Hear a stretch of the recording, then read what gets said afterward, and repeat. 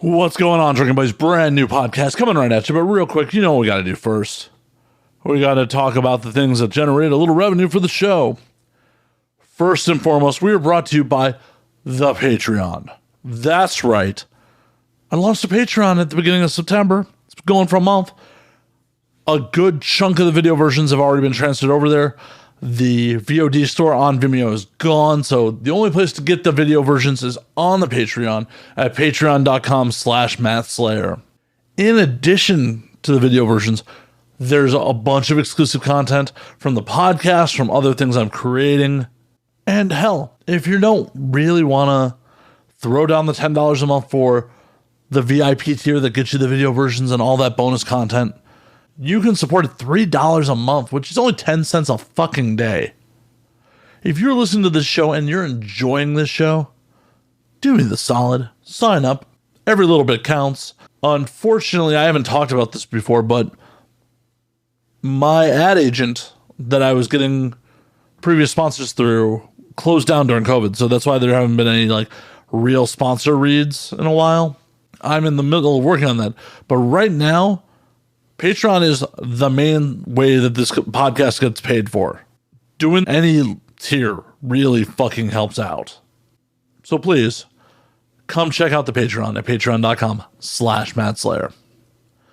The other way you can support this show is at twitch.tv/MattFNSlayer. Come hang out on Twitch.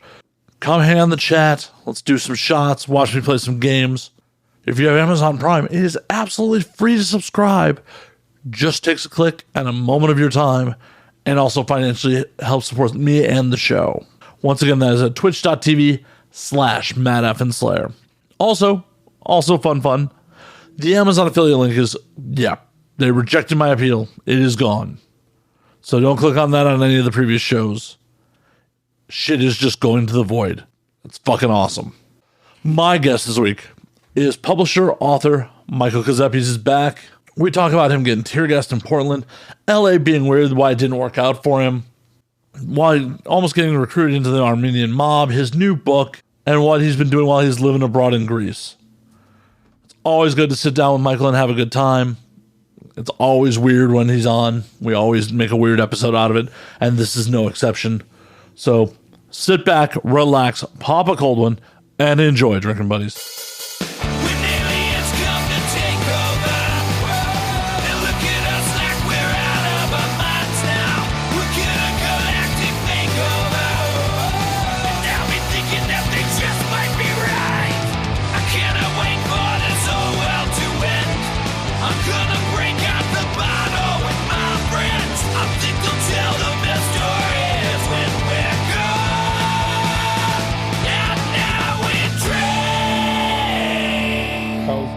Audio right now? It's good. We're good. We are fucking going. Okay. After much trials, tribulations, we are fucking going. And the cameras aren't going to show that we're both in our like underwear, Donald Ducking it for this interview, right? Oh, they 100% are. Oh shit! I should put my cock away. Why? Finish up quick. Bonus content for the Patreon. I don't get a cut of that Patreon though, man. I know. You're here for publicity. Am I though? I mean, am I here for the beer? Probably a little bit of both. Yeah. Probably a little bit of both. Yeah. How long do you think these foam bricks behind us are going to last? Oh, yeah. So let's just tell the audience about that before they fall off the wall again. In my attempt to ever improve this fucking podcast, I bought some fucking sound dampening foam for the fucking studio living room situation. I bought the adhesive that was recommended to come with it. That adhesive sticks to the wall like a goddamn champ. The foam does not stick to it. Should we take a drink every time one falls off? We'll be dead. We will die. I mean, if you want to die on this podcast, I'm down. It'll be good for ratings. Yeah, that would be good for ratings. Go viral. Just dumbass drops dead. The problem is, who am I going to get to edit it if I die? Yeah. Okay. It's a bad idea. So listeners. That's viewers, listeners. What is this? This is listeners. They're primarily listeners. Okay. So listeners can take a shot every. Well, no, they wouldn't know the cue. It'll probably just be you huffing. So every time Matt goes, that's your cue to take a shot. It's a good game. It's a horrible game. If you're not drinking while listening to this, I feel bad for you though. I do too. I feel like it's important. Yeah. Oh, I'm getting this fucking set up today. I need fucking alcohol. Oh, you don't understand, people, how fucking angry I've been in the last like 20 minutes. You sip whiskey like you're drinking coffee. That was like a refreshing kind of like sip. That wasn't like a whiskey sip. That was like a early alcoholism. Early? I'm glad we're saying it's early. There's one. Take a drink. Motherfucker. See, with the headphones on, I don't hear them just like off the wall.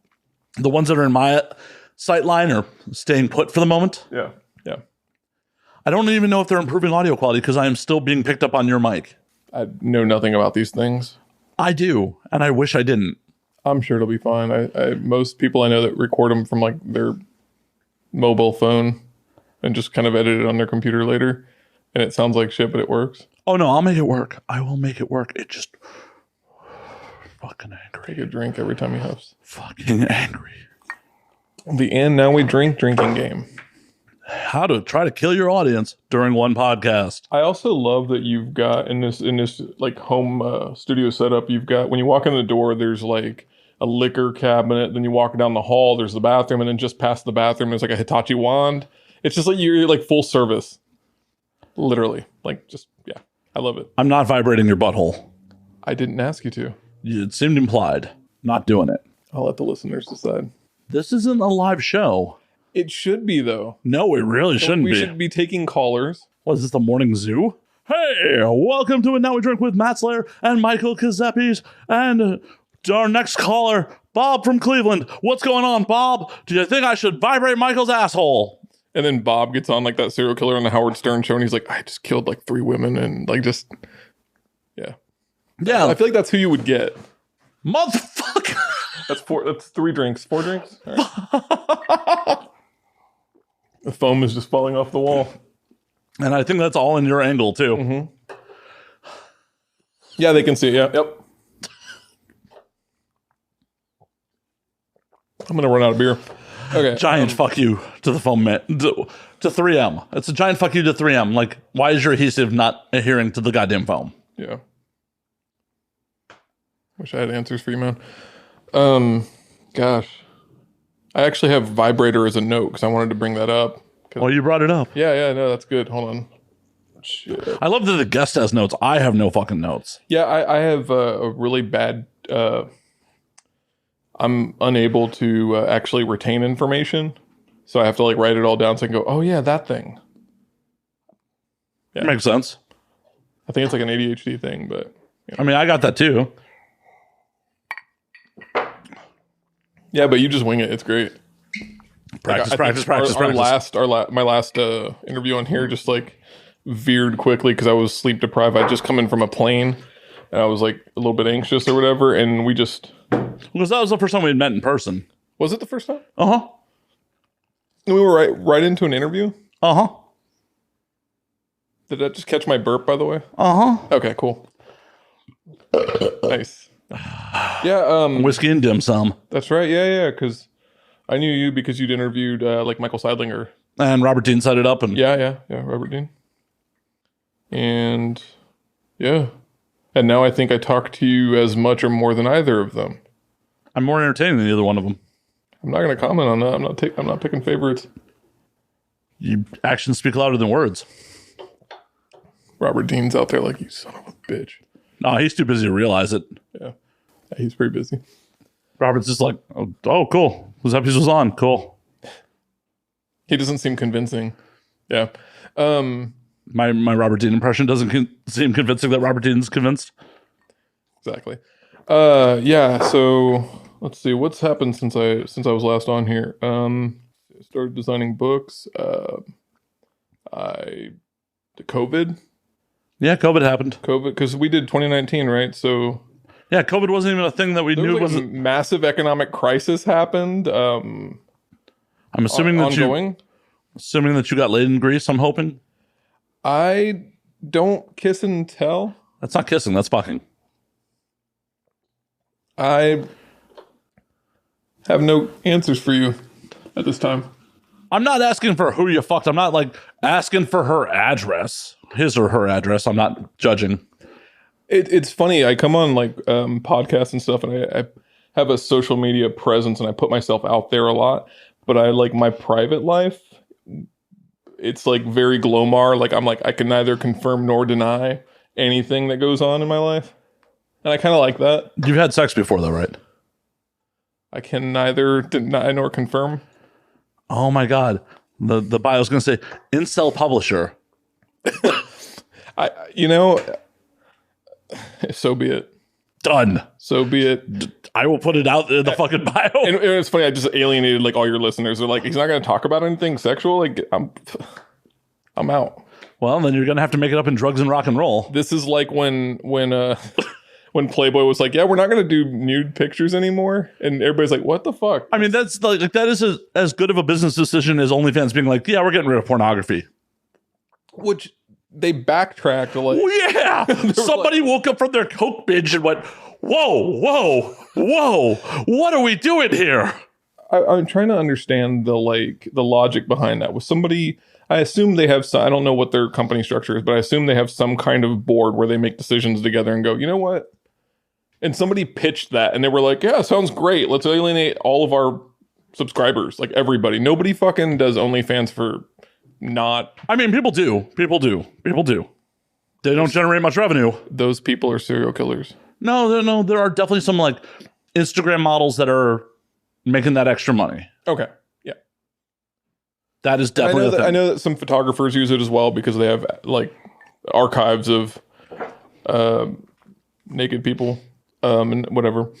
But what do you see on OnlyFans? What's on OnlyFans besides like they wanted to be Patreon? I mean, the site was launched to want to be Patreon. But Patreon allows nude naked shit. Does not allow pornography though. Oh, that was the big. Gotcha. So you could do nudes and stuff. You just as long as it's artistic and table. You cannot have an erect penis on Patreon. You can't do this on screen. You know, this is an audio format primarily, right? Yeah, I was doing the finger through the whole fingers thing. I don't know what. Michael was showing us how he thinks sex works. Yeah, that's how it works, right? It just go bloop once, and you. I have a vision of you in a club, like, hey girl, we want to fuck, and then she's like getting naked, and you just like grab her hand, well, and you just put it like this, and you just fucking finger bang her hole, and you're just like, she's like, what are you doing? I'm like, sex. I feel like I should be an incel character right now, and I'm just like, I heard sex is like when you're putting one of those Chips Ahoy cookies in a glass of milk, and you hold it too long, and it just dissolves in your hand. That's how it works, right? Yeah, you just dissolve the cookie. Dissolve the cookie, and then you have a baby. The cookie crumbs become a baby. Is that right? Yeah, that's why my kid's name is Chewy. Oh, but I'm pump. I thought that's because you ate your kid. Well, yeah, obviously he's a delicious cookie. Why would I not eat the delicious cookie? You can't let it go to waste. How do we go from OnlyFans to cannibalism that quickly? How did we not? Is there a term for cannibalizing your own family like there is for having sex with your own family? I don't know. That's an amazing question that we're going to find out an answer to right now. I think that's an important question that your listeners would want to know the answer to. We're going to find out. Yeah. There's probably a German word for it that's like 60 syllables. Finale cannibalism. I'm probably mispronouncing that. What? Fili. That is a thing. Al cannibalism. Wait. Familial? Well, there's no M. Familial. There's no M. Filial. Ooh, it's going. Filial cannibalism. Or endocannibalism. Interesting. Is a practice of cannibalism in one's own locality or community. Huh. So there's various tiers. Like a Patreon. I mean, I wasn't going to plug the Patreon on cannibalism, but all right. Is that what you're offering for top tier? Yeah, I will eat you. Tier. Top tier, I will come to your house and eat you. Give me $1,000 and I will fly to your house and eat you. Oh no, it's $1,000 plus you're paying expenses. Yeah. I think that's fair. Like, I'm not gonna be like, oh hey, I gotta fly to fucking You don't Thailand. What is the ticket's like $1,400 or something? Right, I'm not doing it at a loss. That's dumb. But also because of the legal ramifications, I feel like there should be some catering and first class kind of shit going on with that. Yeah, and you need a good palate cleanser before the cannibalism. Yeah. Like, can I get a gelato? Or a sorbet. A sorbet is a good palate cleanser. Yeah, it's one of those tiers that nobody wants. I remember like I put together a reading event once, and we put up a cocktail menu because I think reading events are fucking boring, so people have to drink to get through them. And offering free drinks gets people to actually show up because reading events again are boring. And we had this like cocktail menu, and everything was free except for like we had these Jaeger shots, and I was just like, I hate Jaeger, but I just wanted to put it on there, and I charged 100 for them because I don't know. There's not really an anecdote there. It's just. And nobody bought them. Yeah, it was just a gimmick to just be like, everything's free, but Jaeger shots are $100. And that didn't work out so well, I'm assuming. Yeah, I don't know where the Jaeger bottles are now. At the bottom of a landfill. I think I left them in the freezer of my last place I lived in. Here in LA? Yeah. Before I moved. That's why they kicked you out. Yeah, right. Did they kick me out? I don't know. Did they? I'm not going to get into that out of... 3 more drinks. Fuck. The foam is falling everywhere. No, I realized I don't really like what LA does to people that were in my sphere at various points. You, I know after the fact. So if you've changed, I have no idea, and I can take you as is. You're like, oh, if he was better than this, I missed out. But this place straight up like Mad Maxes people's brains, I feel like. Because you have to survive. It's very populous and aggressive. And I don't want to use the term cutthroat, but kind of, I guess. Like even just going to the grocery store is like a lot. So y'all soft in Portland. Yeah, we are. I like it. I don't think LA is that hard of a town. Well, see, I'm not hard enough for LA, but I'm harder than everyone in Portland, and I kind of like that I'm the one that's like honking at people and flipping them off, and nobody does it back. You're like, I'm the one who fucking knocks in Portland. Yeah, exactly. I'm the one who knocks in Portland, but in LA, I don't leave my house because it's a scary world out there. Like, I seriously got a citizen alert a week ago for a dude with a machete exposing himself. Wait, like one-handed exposing himself? I don't know. That was just the alert that popped up on my phone. Okay. I'll allow that. Report of man with machete exposing himself. It's funny. I remember I was like having dinner with my former roommates, and we were hearing like we're just in East Hollywood or whatever down the street. You know, you've been there. And there's just like gunshots going off, and they're like, oh God, I don't feel safe and stuff like that. And I'm thinking, no, that's the safest point to be on that street is after a gunshot's gone off, because nobody's sticking around for that shit. Like everybody's gone. The only person who's going to still be there is the person that got shot. Probably. Yeah, it's not a good day for them. Not really safe for them. But like I can walk to the store right now. There's very unlikelihood that anybody's going to pop out and get me because somebody already, you know, did that for the evening, for the duration of that like hour police response time. Makes sense. If they even respond. They'll respond to gunshots. Okay.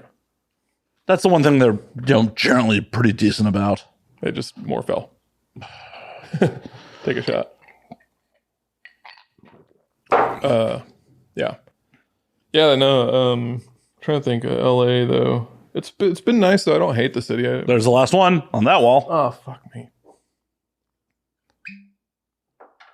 So I pour my third glass of whiskey in 15 minutes.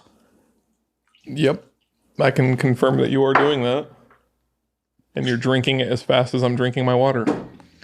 But I don't know. We were talking about this on the car when we went to get breakfast this morning, or breakfast, brunch, whatever it was, dim sum, about how like Portland, cities like Portland and Austin are kind of like they try to market their weird, and LA's like, no, here are celebrities. We're all totally cool and happy in sunny California. Sunny California town. Come one and all. And then Portland's like, we're weird. And you go to Portland and everybody's like wearing North Face sweaters and going to Pete's. And you're like, that's not weird. No, we're quirky. And you go to LA and people are like shitting on the fucking sidewalk. And there's like, we were passing a fucking garbage can in a residential area and everything else is normal. There's like nice, and the garbage can was like at one point set on fire recently and it was just a melted puddle in the street. That was, yeah. It was just like, whatever. Strange place. And you're like, that was on fire. And I'm like, okay. Yeah. You're just like, yeah, that happens. That's a thing. Like if, I don't understand how like the dude with the machete exposing himself ended up on Citizen. Like, because if I was just walking by and some dude had a machete in his dick, I'd be like, "Sup, Bob?" Bob is, you know him too. Got to know your neighbors. Yeah, no. Even if they're urban camping. Do they say where that was? It said 0.5 miles. Oh, so it was like this. Okay, yeah. Okay. It was somewhere where I could have been walking home drunk and be like, oh, that's a dick and a machete. Cool. Was he about to excise the dick with the machete? Or there were no details. And for all I know, it actually could have been a female suspect. So, or someone who identified, who had a vulva and been like, yo, puss machete. Puschetti. Puschetti. That sounds like an Italian last name. That's the dude that directed it. Right? Isn't that his name? It's like something like that. I mean, for all I know, we'll go with they, had the handle of the machete hanging out of them and was swinging it around by their hips. Okay. I think a guy could do that. I mean, you could definitely ram a machete handle up your asshole. Yeah. And swing it around like a tail. But that's the thing. Okay, so I know we're kind of just making light of this, right? But LA is genuinely this fucking weird. And you go to the Pacific Northwest and everybody's like, look, we're so weird and quirky, but they're fucking normal. They're all normies up there. For the most part, there's like 5 weird people in all of Portland. And Austin has like a guy that wears like a buffalo like cowl thing and drives around on a motorcycle. Like that's not that weird. Didn't that guy attack the Capitol? Maybe, but no, that it's a different guy, I think, probably, hopefully. But the shaman guy, right? What was his name? It was like the Q shaman or something. The QAnon shaman who has now renounced it. And that fucking, I don't care if I piss you off with this one, but that fucking piece of shit when in jail was like, I have dietary restrictions. I'm going to go on a hunger strike because you're not meeting my dietary restrictions. Like, that's what you believe in so strongly? You're fucking... It's kind of humorous to me that, like, the weird, like, gluten-free dietary, like, diet-obsessed, like, Pacific Northwest culture is now, like, infecting the, like, right wing of the United States. And they're like, oh, I have a gluten intolerance. I can't do this jail thing. And you're like, the fuck? I think that really falls under, don't do the crime if you can't do the time. Yeah. If you can't eat bologna on white bread, don't do crimes. Is that a euphemism? No, that's legitimate. Just bologna on white bread? Sheriff Joe down in Maricopa County, Arizona used that fucking asshole. Yeah, used to put people in tent cities and feed them bologna on white bread to save money. I mean, was there like ketchup with it? I don't know. I ain't ever been to jail. Believe it or not, folks, never been arrested. I haven't either yet. Dejong. I'm surprised I didn't get arrested last summer just because I was working around the protests and also just there pretty just not even protesting some of the times just because I had to commute back and forth from downtown. I'm surprised I didn't have more run-ins. I only had one instance where I like got detained. Where like shit was like getting fired at me directly. What do you do in those situations? Well, have you ever been tear gas before? Nope. Oh, it's cool. So it's kind of like you can't really do much. So tear gas has this like really shitty way of making you at once dizzy, like you just smoked way too much weed, and also like you just rubbed, like a habanero or some shit in your eyes, right? Like you just ate like a Reaper pepper, and it's like that it's disorienting. Like I think that's kind of its job. Yeah. You just get temporarily blinded, and you're like not. It doesn't even hurt so much as it like it's just disorienting. And the shock of it, I think, is the your brain is just like, I don't know what to do with this. Yeah, exactly. The stimulus is so overwhelming. And what I did in that situation was I just kind of found a wall and felt my way along it to try to get away from where I was going, or where they were, or whatever. But the way that the Portland cops were, they were like, "Oh, we'll direct everybody here," and then walk them right into another line of cops with batons ready to go. And I about bumped into an officer, and he raised the baton to hit me. And I was like, bro, like really weakly, just this is me being very aggressively like, I was like, don't, I can't see anything. And I was like, just give me a fucking minute. And I just kind of like staggered back, and he looked at me, and he was just like holding the baton like I was being like scolded with a newspaper. and I kind of just backed my way off. They hadn't started hitting or like really deploying any of the crate. That was like the second or third night of the George Floyd protest last year. But yeah, later on, no, they were like straight up tackling people and shooting tear gas into people's like passing cars and shit. It was wild. Like that was I think we had like the longest running protest in the United States. And Police Gone Wild. yeah, It's a shitty sequel to Girls Gone Wild. Yeah. I'm sorry. I don't mean to derail you, but I just got a horrible vision of cops like flashing the camera and then tear gassing people. I wouldn't put it past them. I mean, Instead of throwing beads at people, they just more tear gas. That changed a lot of how even when I was just going to work and working and seeing the difference in response, because there were days that there weren't even, like, I guess we'll just say liberal for the sake of putting everybody on the center left or whatever at minimum, liberal and left protesters there was days that they weren't there and there were like right-wing protesters and the cops would be like, they wouldn't even be messing with them and shit like that. And I could see this stuff like outside of my workplace. And I watched like people drive like, on the right-wing side of things, drive through a parking garage with a pickup truck, like drive right through the control arm thing and try to like run down other protests. It was like some weird shit, man. That was part of the reason I wanted to come down to LA, because I was like, I'm kind of tired. And now you're going right the fuck back. Yeah, I'm going. Well, everybody, because there's no possibility of ever popping off again. I mean, it probably will, but I'm not going to be downtown as much. I'm thinking I might Portland's a lot. I know how Portland kind of works for me. So living there I know where all the offices to do stuff are. I know I don't have to wait in line. I don't have to make appointments like I do here for shit. It's worth that kind of a stress. And I don't know that we're going to have like another, God, I'm going to regret saying this. I don't know that we're going to have another massive worldwide pandemic thing that's going to happen right after this one, at least hopefully. Oh no, this one's just going to go on forever and ever. Maybe. But everybody's acclimating to it, for better or worse. No, they're not. That's a goddamn lie. Compared to last summer? I don't know. I didn't leave my house last summer because that was dumb. I did. And they were people were a little weird, man. I mean, the protests weren't dumb. Leaving your house was dumb. Yeah. If you're leaving your house, that's going to be taken out of context. That's going to be clipped. Whatevs. I think people understand there was it was a balance between trying to adhere to like public safety type stuff and also going up to show solidarity and, wreck some cop shit too. Well, and I love that like the right wing people were like, oh, how come we got to stay inside unless you're fucking protesting? Like, hey, motherfucker. Well, here's the thing. Another one fell.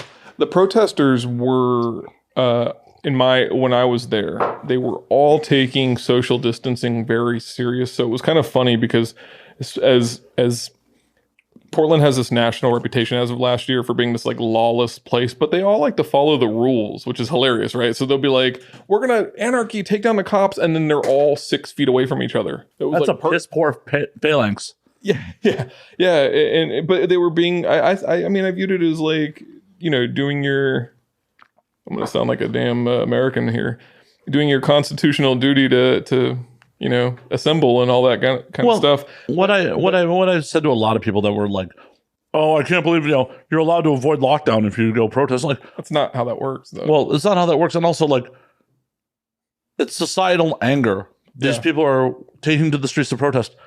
They're going to do it if you say it's legal or not. So lawmakers and stuff like that don't want to completely lose control of the situation by being like, no, you can't do this either. Well, and your problem too, though, is the protests were so widespread that who are you going to get to enforce the lockdown stuff if they're all busy handling the protest stuff? They had to switch priorities. So. Exactly. There are only so many fucking resources. It doesn't mean that you can. I don't know. I feel weird because anytime you're having a discussion like this, you always sound like you're being the authoritative voice, and it's just two guys kind of just voicing their opinions or whatever. But it seemed like I know Portland on both sides of shit were by day like 80 or whatever, where everybody's just fucking exhausted, and people who hadn't gone to protest were like going suddenly, and people who had been going the whole time were starting to go home and stuff because everybody's just got like, they're just done. And cops are quitting and new cops are being cycled in. The feds are bringing in like cops and stuff like that. It was like we actually got to see a point in a protest where the bench came in. You know what I mean? Like if you're talking like a baseball game or something like that, all the bench players that never get subbed in, they were all working by that point on some cop whose guts like pouring all over his fucking duty belt. Yeah, the dude that's like, man, I was just doing office work and now I got to do this shit. And yeah, he's winded looking at protesters. Yeah, like, oh, come on, man, don't make me chase you. The cops were being shit, but the protesters, to their credit, I remember I left Oregon in like for my birthday, right, and in June, and I went to visit my family, which is also a COVID no, but how many family members did you kill? All of them. Inheritance, bro. No, I'm kidding. I mean, COVID's natural causes, so yeah, that works. No, I just wanted to be near them. I didn't really go inside. While they die, yeah, I get it. I kind of just stayed at the end of the driveway and said hey and stuff like that and stayed in a hotel. But anyway. So you could kill poor hotel employees? Good job, man. Contact free. How are you contact free? At a hotel? Yeah. I don't contact people when I'm in the hotel. I just kind of stay in the room. Oh yeah, housekeeping staff. I put the don't disturb sign on the door and sleep in dirty ass sheets for like a week. Yeah. I actually don't like housekeeping coming in and freshening stuff up. I don't trust them, like, because I know what I would be like. I'd be like, oh shit, that dude left his iPad out. Yoink. Because I would take it. I am not stereotypical. A lot of hundreds. I am not stereotypically thinking that housekeeping is going to rob me. I just don't like people in my space. No, but that's what I'm saying. Like, and I don't mean this to be that housekeeping people are gonna. It's just my like if I leave my shit at your house and you are home, I'm gonna be like, is he going through my shit? No, I'm just masturbating into it. Yeah, that's what I mean. And I don't want people masturbating into my like I don't want to open my laptop and see somebody's like cum puddle. I mean, it makes modern art when you open it up. Yeah, and the people who are listening can't see me miming the opening of a MacBook and just the strands. Just modern fucking art, sir. Almost cartoonish, like glue. Yeah, you can resell that. Yeah. I'm doing you a solid. I'm giving you a Matt Slayer original. But but I came back, so like it was disorganized, right? And I went to visit family, and then I came back a couple weeks later, and the protesters went from the like 6 foot away from each other and observing the stuff to they were like doing some weird shit where they were radioing and they were like checking the wind patterns and stuff like that, and they were guiding the cops up into the wind as they were being tear gassed, so the wind would blow the tear gas right back at the cops.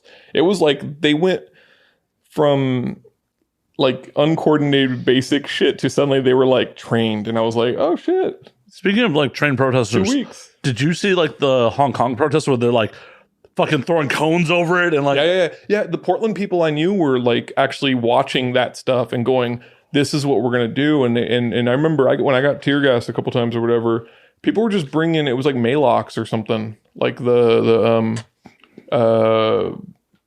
was it calcium carbonate kind of shit. They were bringing Malox and stomach indigestion type things, and you pour that shit like a solution that's like I don't remember exactly, but it's like water in that, I think, diluting it a little, and it actually I totally lost the word. It totally neutralizes. That's the word. It neutralizes the tear gas burn on your eyes. And I have a picture on my social media where it's like me with all this it looks like somebody gave me a proper money shot, and I've got like all this like white crust and stuff down my face, and I look like I just got like my ass kicked or gangbanged, whatever you want to call it. I know I'm bukkake in that situation. I got bukkakeed. And it was the Malox or whatever. It was like instant relief. It was cool. Like they should be marketing that shit. Yeah, I don't think that's their plan. No. But they probably made money. I know I have friends who work at various, that sounds so ominous, but I have friends who work for like companies that produce stuff like that. And they were saying that like their profits shot the fuck up during COVID. And I imagine the same was true during the protests where like the manufacturers for like ballistic goggles and fucking, indigestion medicine and spray bottles and all kinds of shit, gloves. probably made bank all summer, because I know that like people who make like all the PPE shit were like mass producing the fuck out of that and making a killing. Maybe the Malox people trained the protesters so they keep it going. They had some sales rep down at the protest like, hey, fellow protesters, do you know what I found that works well against tear gas? Malox. Here's a lacrosse stick, everyone. Just passing them out, and then they're like teaching them to play lacrosse. Because did you see the footage of like the cops shooting tear gas and dudes catching it? And you know those dudes are white, right? Like and they're not. There is like a certain kind of white. Like I never played lacrosse because I was in a semi-rural high school in Ohio. The type of people I know that played lacrosse, they have like a golf, what do you field? Like field hockey? No, golf, like a golf course. Yes, course. I'm losing all the words, man. A beer. They have like golf course backyards and shit. You know what I mean? But there were dudes catching the tear gas in lacrosse sticks and whipping them right back over the fence at the cops. And that was some of the funniest shit I've ever seen. Because it's like, on one hand, that's some talent. Like that, the dude catching that shit, like I couldn't have caught the projectile, except maybe in my face, right? And the dudes are like, the net's like not very big. It's like the size of a coffee mug or some shit. I mean, that's how you play lacrosse. So yeah, and I'm wondering like if there was there were detectives like, all right, we're gonna narrow down all the lacrosse players in the region and find out who moves like that. I don't know. This is going off the rails. No. This podcast go over the rails. No, there are no fucking rails. Does your podcast ever like stay on track or have like normal conversations, or is it all like some crazy shit?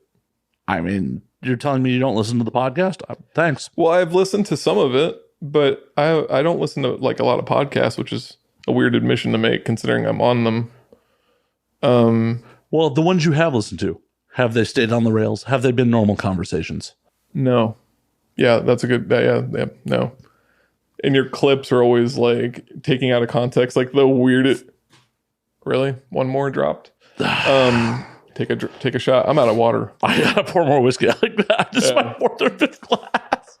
Yeah, I noticed. We're already, like, we're rewinding the clock to the protests and shit.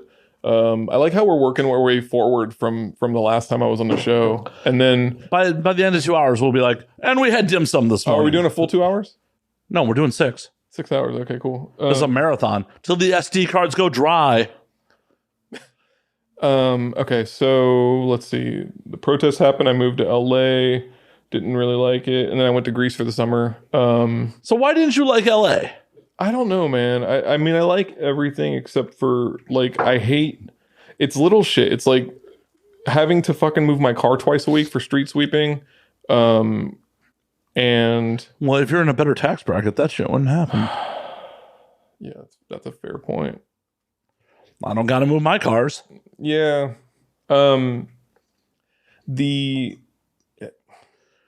Parking just sucked. I remember trying to go to a bookstore one time. I was just like, I want to check out a bookstore downtown. I don't remember which one it was. I don't remember.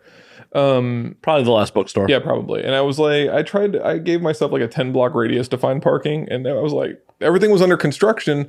And because COVID was kind of easing up on restrictions, they started filming downtown again. So every turn I would make would be everything's cordoned off because there's construction work, or I would take a left turn, go under a bridge or some shit, and I wander into like a Falcon and the Winter Soldier fucking thing or some shit, you know what I mean? Where I'm like, oh, they're filming some shit here, and there's like a Disney van and some other shit, and so I had to like U-turn. There was like a guy that was like with the you know, like the lightsaber baton thing, guiding me back out and was like, are you going to turn left? Are you going to U-turn? Are you here for this? And I'm like, I just wanted to go to a fucking bookstore, and I don't want to pay $50 for a fucking lift from Hollywood to get... You know, they do have a red line. You could have just taken the train. What the fuck is a train? Well, Michael, they invented the train many, many, many, many, many years ago. It is a point of conveyance where it takes you from point A to point B along steel tracks. What? That sounds like bullshit. And there is one that goes from Hollywood to downtown LA, believe it or not. Where is this one? The stabled stop. Well, from where you were living, you could have gotten on at either Hollywood and Western or Hollywood and Vermont. Okay, I know where both of those are. That's really close. Cool. Anyway, moving on. And then you could have been right downtown. Look, I just wanted to have for $1.75. $1.75. My car was free, and I just wanted to. No, your car was not free. You spent more on gas getting down there. I don't care. Oh, well, all of a sudden money doesn't matter to you? Oh my God. Yeah, I should. That's why I'm not in the higher tax bracket or whatever, right? Because I'm just making dumb decisions like paying for my dim sum, paying for your dim sum, and me and Mr. Slayer here, Dr. Slayer. You should get a PhD so I can call you Dr. Slayer. Have an arrangement where I can crash his couch and for like up to 2 nights if I buy him dim sum. It's a good deal. Yeah, it's somehow slightly less expensive than a hotel. So yeah, still cheaper than the Korean barbecue we had yesterday. Oh God, I don't want to talk about that. We were supposed to do this podcast yesterday, and someone fell the fuck out. You pushed me to my. We were like, you know how like, so there's like, you know, this type of bros who will like, I can outlift you, and they'll just be pumping iron and shit, and they'll be like, I'm gonna stack more weights on, and me and you were like, one more round of meat. Just kept coming, and I was like, I can hang. I'm good at this. I haven't eaten all day, and I made the mistake of eating sides at the same time. I was eating like the main meat stuff and drinking beer and whatever that one shit was. Soju. Yeah, soju.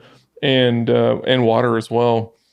And I got to a point where my stomach felt so full it hurt. It was like I've not felt diaphragm pain from eating in a long, like since I was a kid. And I was like, I think I'm done. And then you pointed me to the sign where they're like, if there's any meat left, you know, they're going to charge you for an additional plate. And I'm like, oh fuck, there's like a whole bowl of meat. And I had to like force myself to eat that. While he was doing that, I ordered another round for myself. Yeah. And then I ate off his plate. Yeah, you had like one piece of pork. I know, but it was a power move. It was a nice gesture. It wasn't a nice gesture. It was just a dick power move. It's just like, I got space for this. Yeah, you'll see it as a dick gesture, but your projection to me was you were helping me out. And I'm going to say thank you. And anyway, so I love that your trauma is just putting you in denial. Yeah, right. And then we're gonna the trauma of you eating more than me, the trauma of the whole experience. So we get back to the apartment, and we're like, yeah, we're gonna do the podcast. I'm like, I'm just gonna sit down on the couch, and then I was out for fucking 7 hours, and I woke up at like 2 or 3 a.m. and I was like, oh fuck, there's like messages on my phone. You awake? You okay? That kind of shit. And yeah, instead I just streamed till 1 a.m. Yeah. That was disorienting. I've not actually gone into a full coma before from food, and it was the best sleep I've ever had. So I'm thinking instead of like, you know, taking having an edible or taking some like sleep medication, I might just go get Korean barbecue until I'm about to fucking burst, and then go lay down and be unconscious for a solid 8 hours. That was like some fucking Disney cartoon bear sleep. That was like Baloo shit. It was amazing. Fucking, I can't recommend if you have sleep problems to go just get K barbecue and try to keep up with me. You should. That's why you should get your PhD. You'd be like, okay, come to my office. We're gonna work on your sleep, and you just fucking turn it into a contest. And when they're about to pass out, you drive them and drop them off, and then they fall asleep on the steps of their apartment building, or they make it to bed, and then they're unconscious for like 8 hours. It's perfect. And the best part is, I know actual competitive eaters, and I'm not that hard. Yeah. I did a pizza challenge with actual competitive eaters a couple years ago. I'm like, oh, I thought I could eat. Oh no, I cannot eat. Well, you had an advantage because you weren't eating any of the sides, and I ate a bunch of kimchi. And but I was eating like the noodles, the salad, the like different shit, and you were like, rookie mistake. You warned me at the beginning. You're like, dude, you don't eat those. And I was like, I just want to try them. I'm like, they're delicious, but you don't eat them. Yeah. And I just had this feeling that there was like somebody in the kitchen just watching me specifically, like, you know what I mean, that paranoia where they're like, ha, dumb son of a bitch thought he was gonna eat all that. Well, the service was like, I love that spot, don't get me wrong. Service was a little slow yesterday, but I think they saw me come in fucking track pants and they're yeah. oh shit, Matt's here to party. Yeah, you came in straight up in. You were dressed kind of like The Rock, circa 1999, after he had the pec surgery. But no, It was like black shirt, like no fanny black pack. pants. Yeah, no fanny pack. Giant gut though. You're about to hit me with the fucking steel chair like 17 times. That was a good outfit. For eating Korean barbecue. Oh yeah, no, I'm literally wearing the same outfit right now. Yeah, I think both of us are like disgusting enough to be wearing the same clothes 2 days in a row. Oh, what's even worse is I took a shower before I put the same clothes back on. That's really weird. I mean, I put on fresh underwear and socks. I like how so listeners of your podcast are like, wow, he's got life insurance to cover catering. And then with me, if they've heard me before, they're like, that guy thinks that pigs should eat human flesh, and then we should sell the pig meat. And that's a way to like solve hunger and population problems. And then, you go through some weird shit. It's nice. Is it weird? Is it really weird? I don't think it's weird. Why do you think it's weird? It's weird compared to what people talk about on like, even like the true crime podcast and shit like that, where they're supposed to be all gory and shit, is like usually very sanitized. They're talking about actual people who died. We're talking about theoretical comedic concepts. Yeah. I don't know. I mean, I haven't fed anyone to a pig since we've been gone. I don't know what you were doing in Greece. Well, I was just working on my startup, which is about ending the coming hunger crisis. Do pigs like human flesh with olive oil or without it? That's a good question. I don't know. See, you didn't do enough research while you were in Greece. Man, I just like coughed in the microphone. Yeah, gosh. What did I even do in Greece? Saw my brother get married. I did do that. Did not have sex. I did a bunch of book designs. Did not have sex. Are you going to say that every time I listen to something? I'm going to be like, I ate a shit ton of food. I actually gained weight. Did not have sex. Which is probably related to that, right? And then... Why? I thought Greek women loved healthy men. Have I been deceived? I don't even know how to respond to that, because like the portions in Greece are the opposite of healthy, and like that was air quotes healthy. Like like air quotes. Yeah, I got you. He's a big dude. He's a healthy boy. Well, even big is relative though too, because I'm what, 6'2", and most Greek dudes are like 5'8", and that's like tall for Greece. So all the Spartans were like 5'4". Oh yeah. A tall shield, tiny dude. Yeah. Yeah, they had these giant ass shields and they were just like little dudes. That's why why do you think they were so like... They're hard to aggressive? Hit. They're just hard to hit, man. Less target. I'm torn between like making fun of Spartans and not, because like my family side of things is from like part of my family's from like the Mani area where Sparta is, and then I grew up around Athens. So I'm always like, do I make Athens jokes or do I make Sparta jokes? Like, or all of them? Yeah, but if you were going to be an ancient Greek, I feel like a Corinthian was going to be the one you wanted to be, because that was like the Vegas of the ancient Greek like city states. I mean, do you want to be living in Vegas now? Not really. Not like that, but they had like the Temple of Aphrodite where you just go up and you're like, oh, it's like a brothel, but it's holy. Yeah, I don't want religion in my sex. I think it was more sex in your religion. I don't want either. Fair, but that was a different time. I want godless orgasms. Sorry. Godless orgasms. That's a clip. Yeah, that's the clip.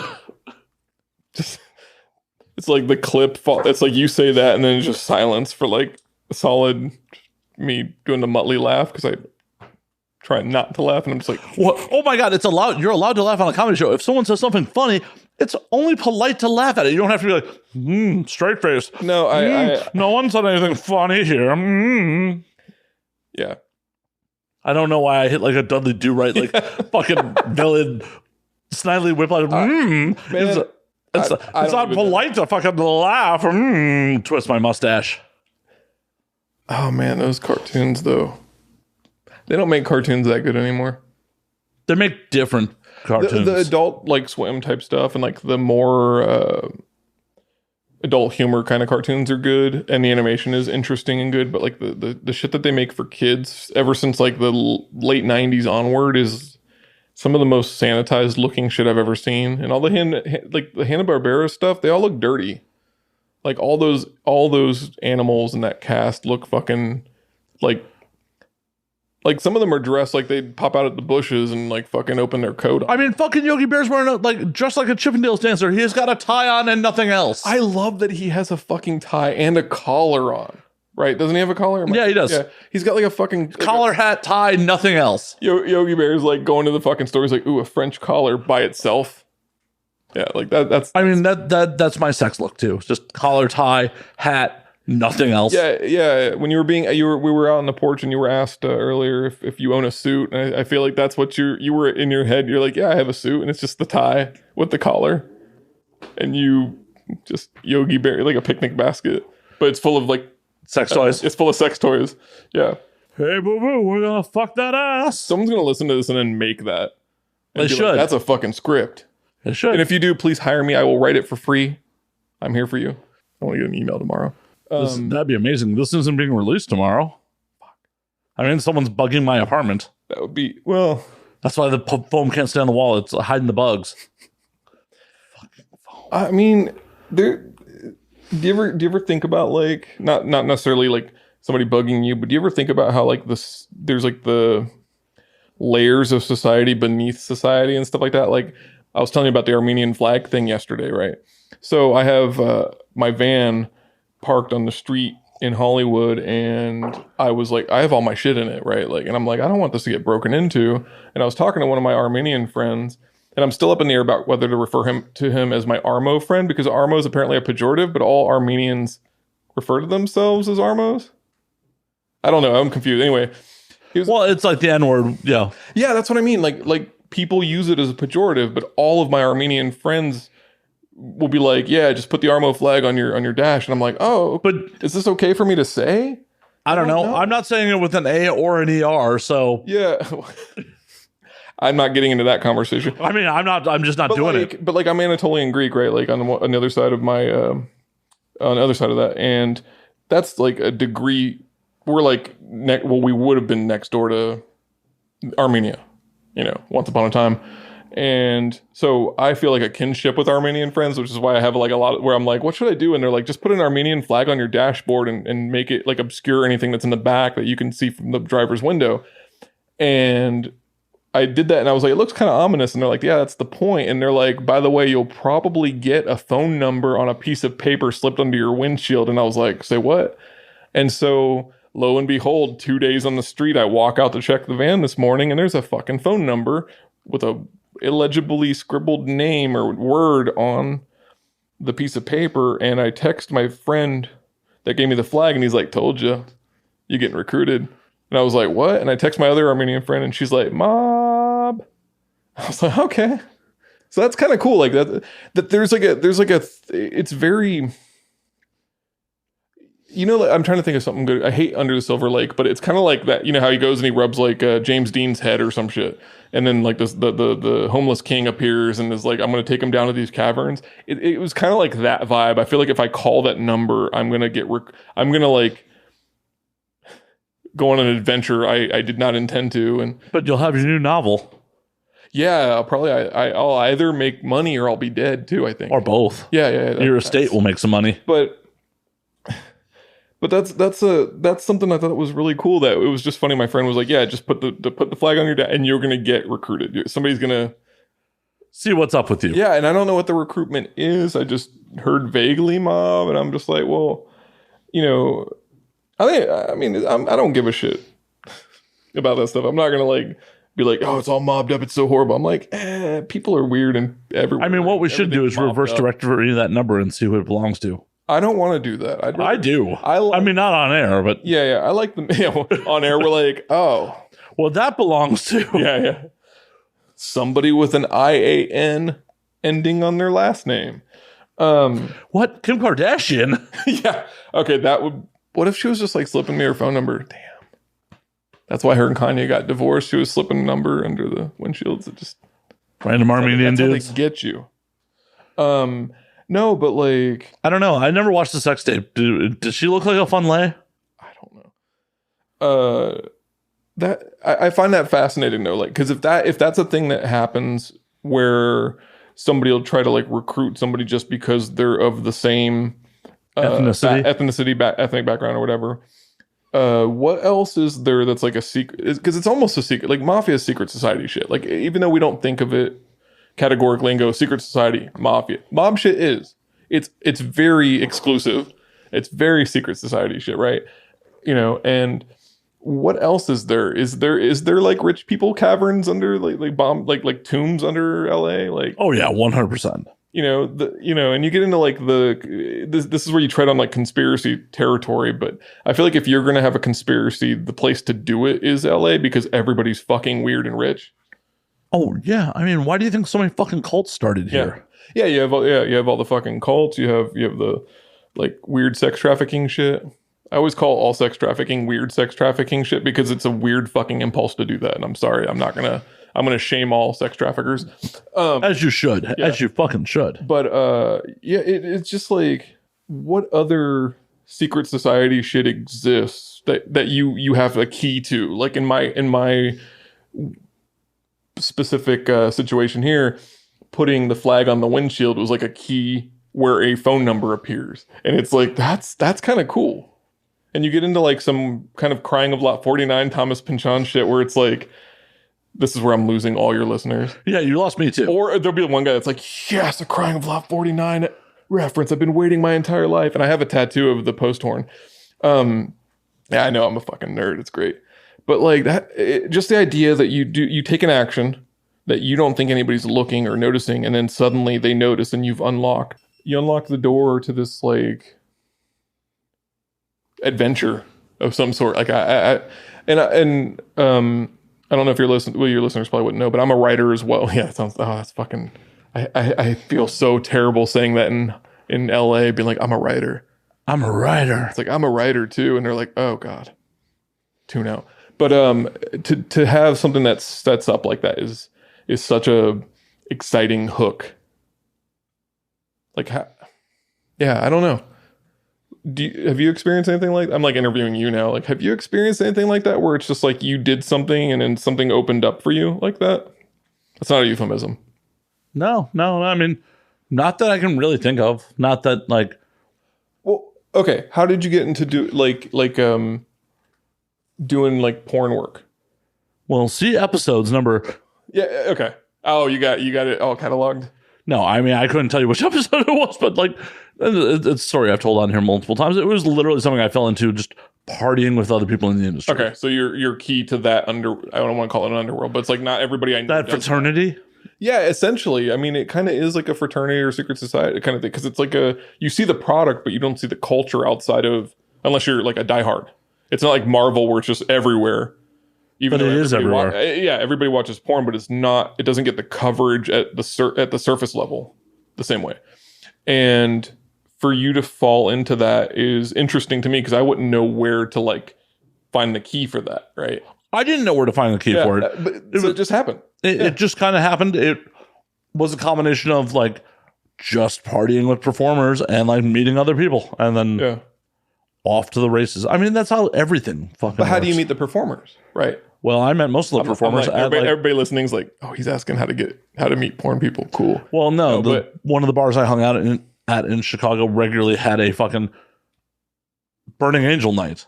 Okay. And at that point, there was like 7 performers that lived in Chicago. And just by like being in the right place at the right time, they're like, hey. Yeah. Cool. This guy's not just here to fuck us or try to fuck us. Weren't you? No. No, I'm kidding. Like silent. You're like, I'm like doing the math of like all the Burning Angels performers that lived in Chicago at the time. I've had sex with 2 of them. Okay. See, there you go. But that was years after the fact. It was not like during that time. Were you like, hey, I was that guy at that bar? And they're like, oh, I remember you. And you're like, hell yeah. No, it was literally like one of them I dated for half a minute before I left Chicago. And then one of them like I hooked up with years later. Okay. All right. So you have had sex. Oh yeah, I'm not you. I thought you were an incel, and I was like, damn. No. My fluids have been spilled on the couch you slept on. Nice. wouldn't be the first time I've laid in some shit that somebody was like, yeah, bro, when you crash floors or couches, you don't. That's why it's leather. Well, and hotels are not clean. I don't care what anybody says. They don't fucking launder the pillows.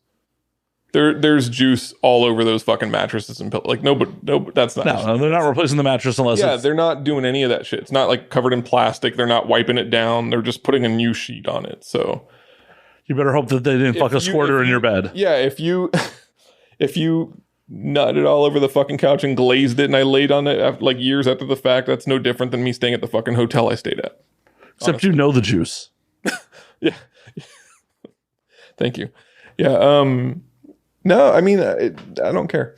If you care or not, you've done it multiple times at this point. But that is interesting to me that you kind of you find these things accidentally, and in a lot of like the narratives, but that's everything in life. But a lot of the narratives around like secret society type stuff is like somebody's intentionally assembling clues, and I think that the reality is, for the most part, I mean, aside from the like kind of informed guess about the Armenian flag thing, because that was like coincidence that I just happened to be parked there long enough for somebody to walk by it, right, in a city of however many million, and most narratives, right, they'll set you off with like a mystery or a clue, and then somebody descends into this like underworld of weird shit. But the reality, most of the time, it's just like, yeah, I was just going to the same bar. Well, and also, if we really want to test the situation, park the same van in like South Central with the Armenian flag, do you get the note?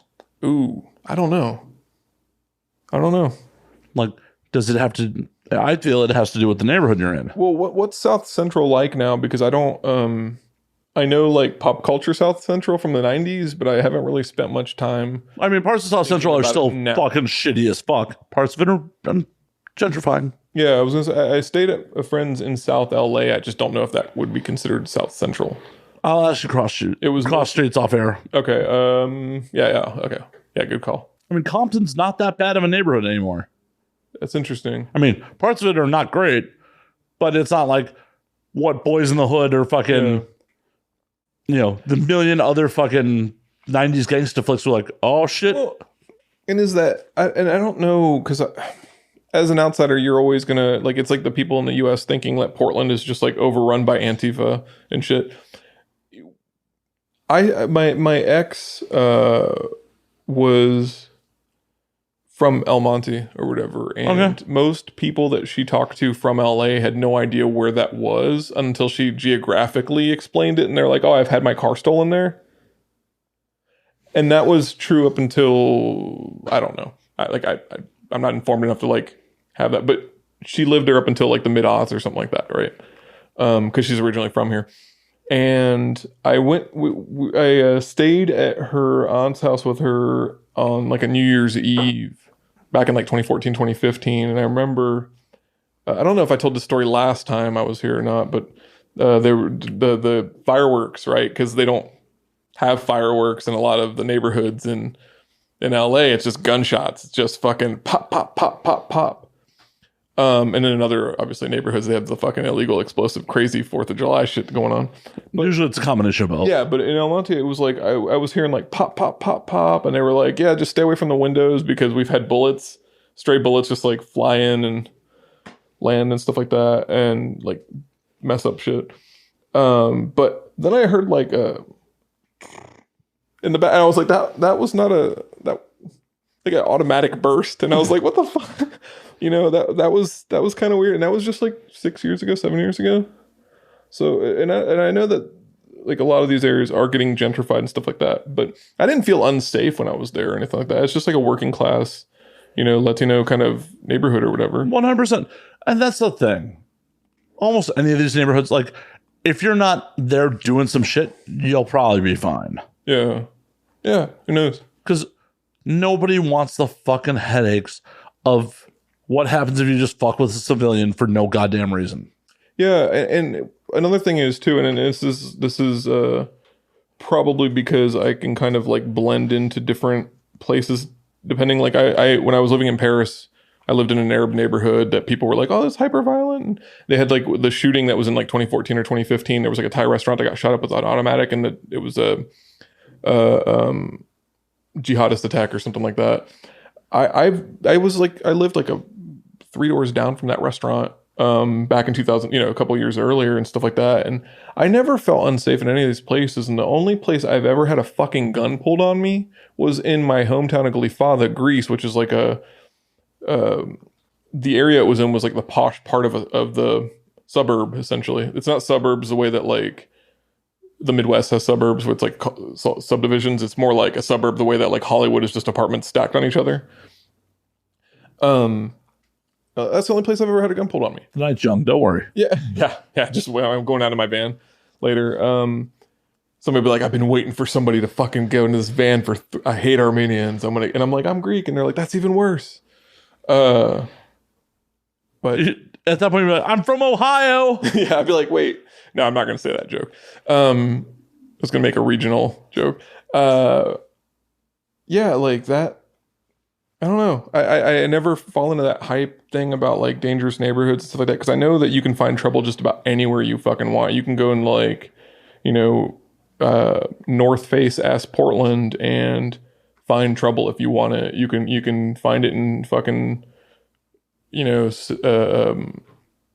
suburban Ohio. You can find it anywhere, right? But I don't know. It's just like a weird thing. I've never.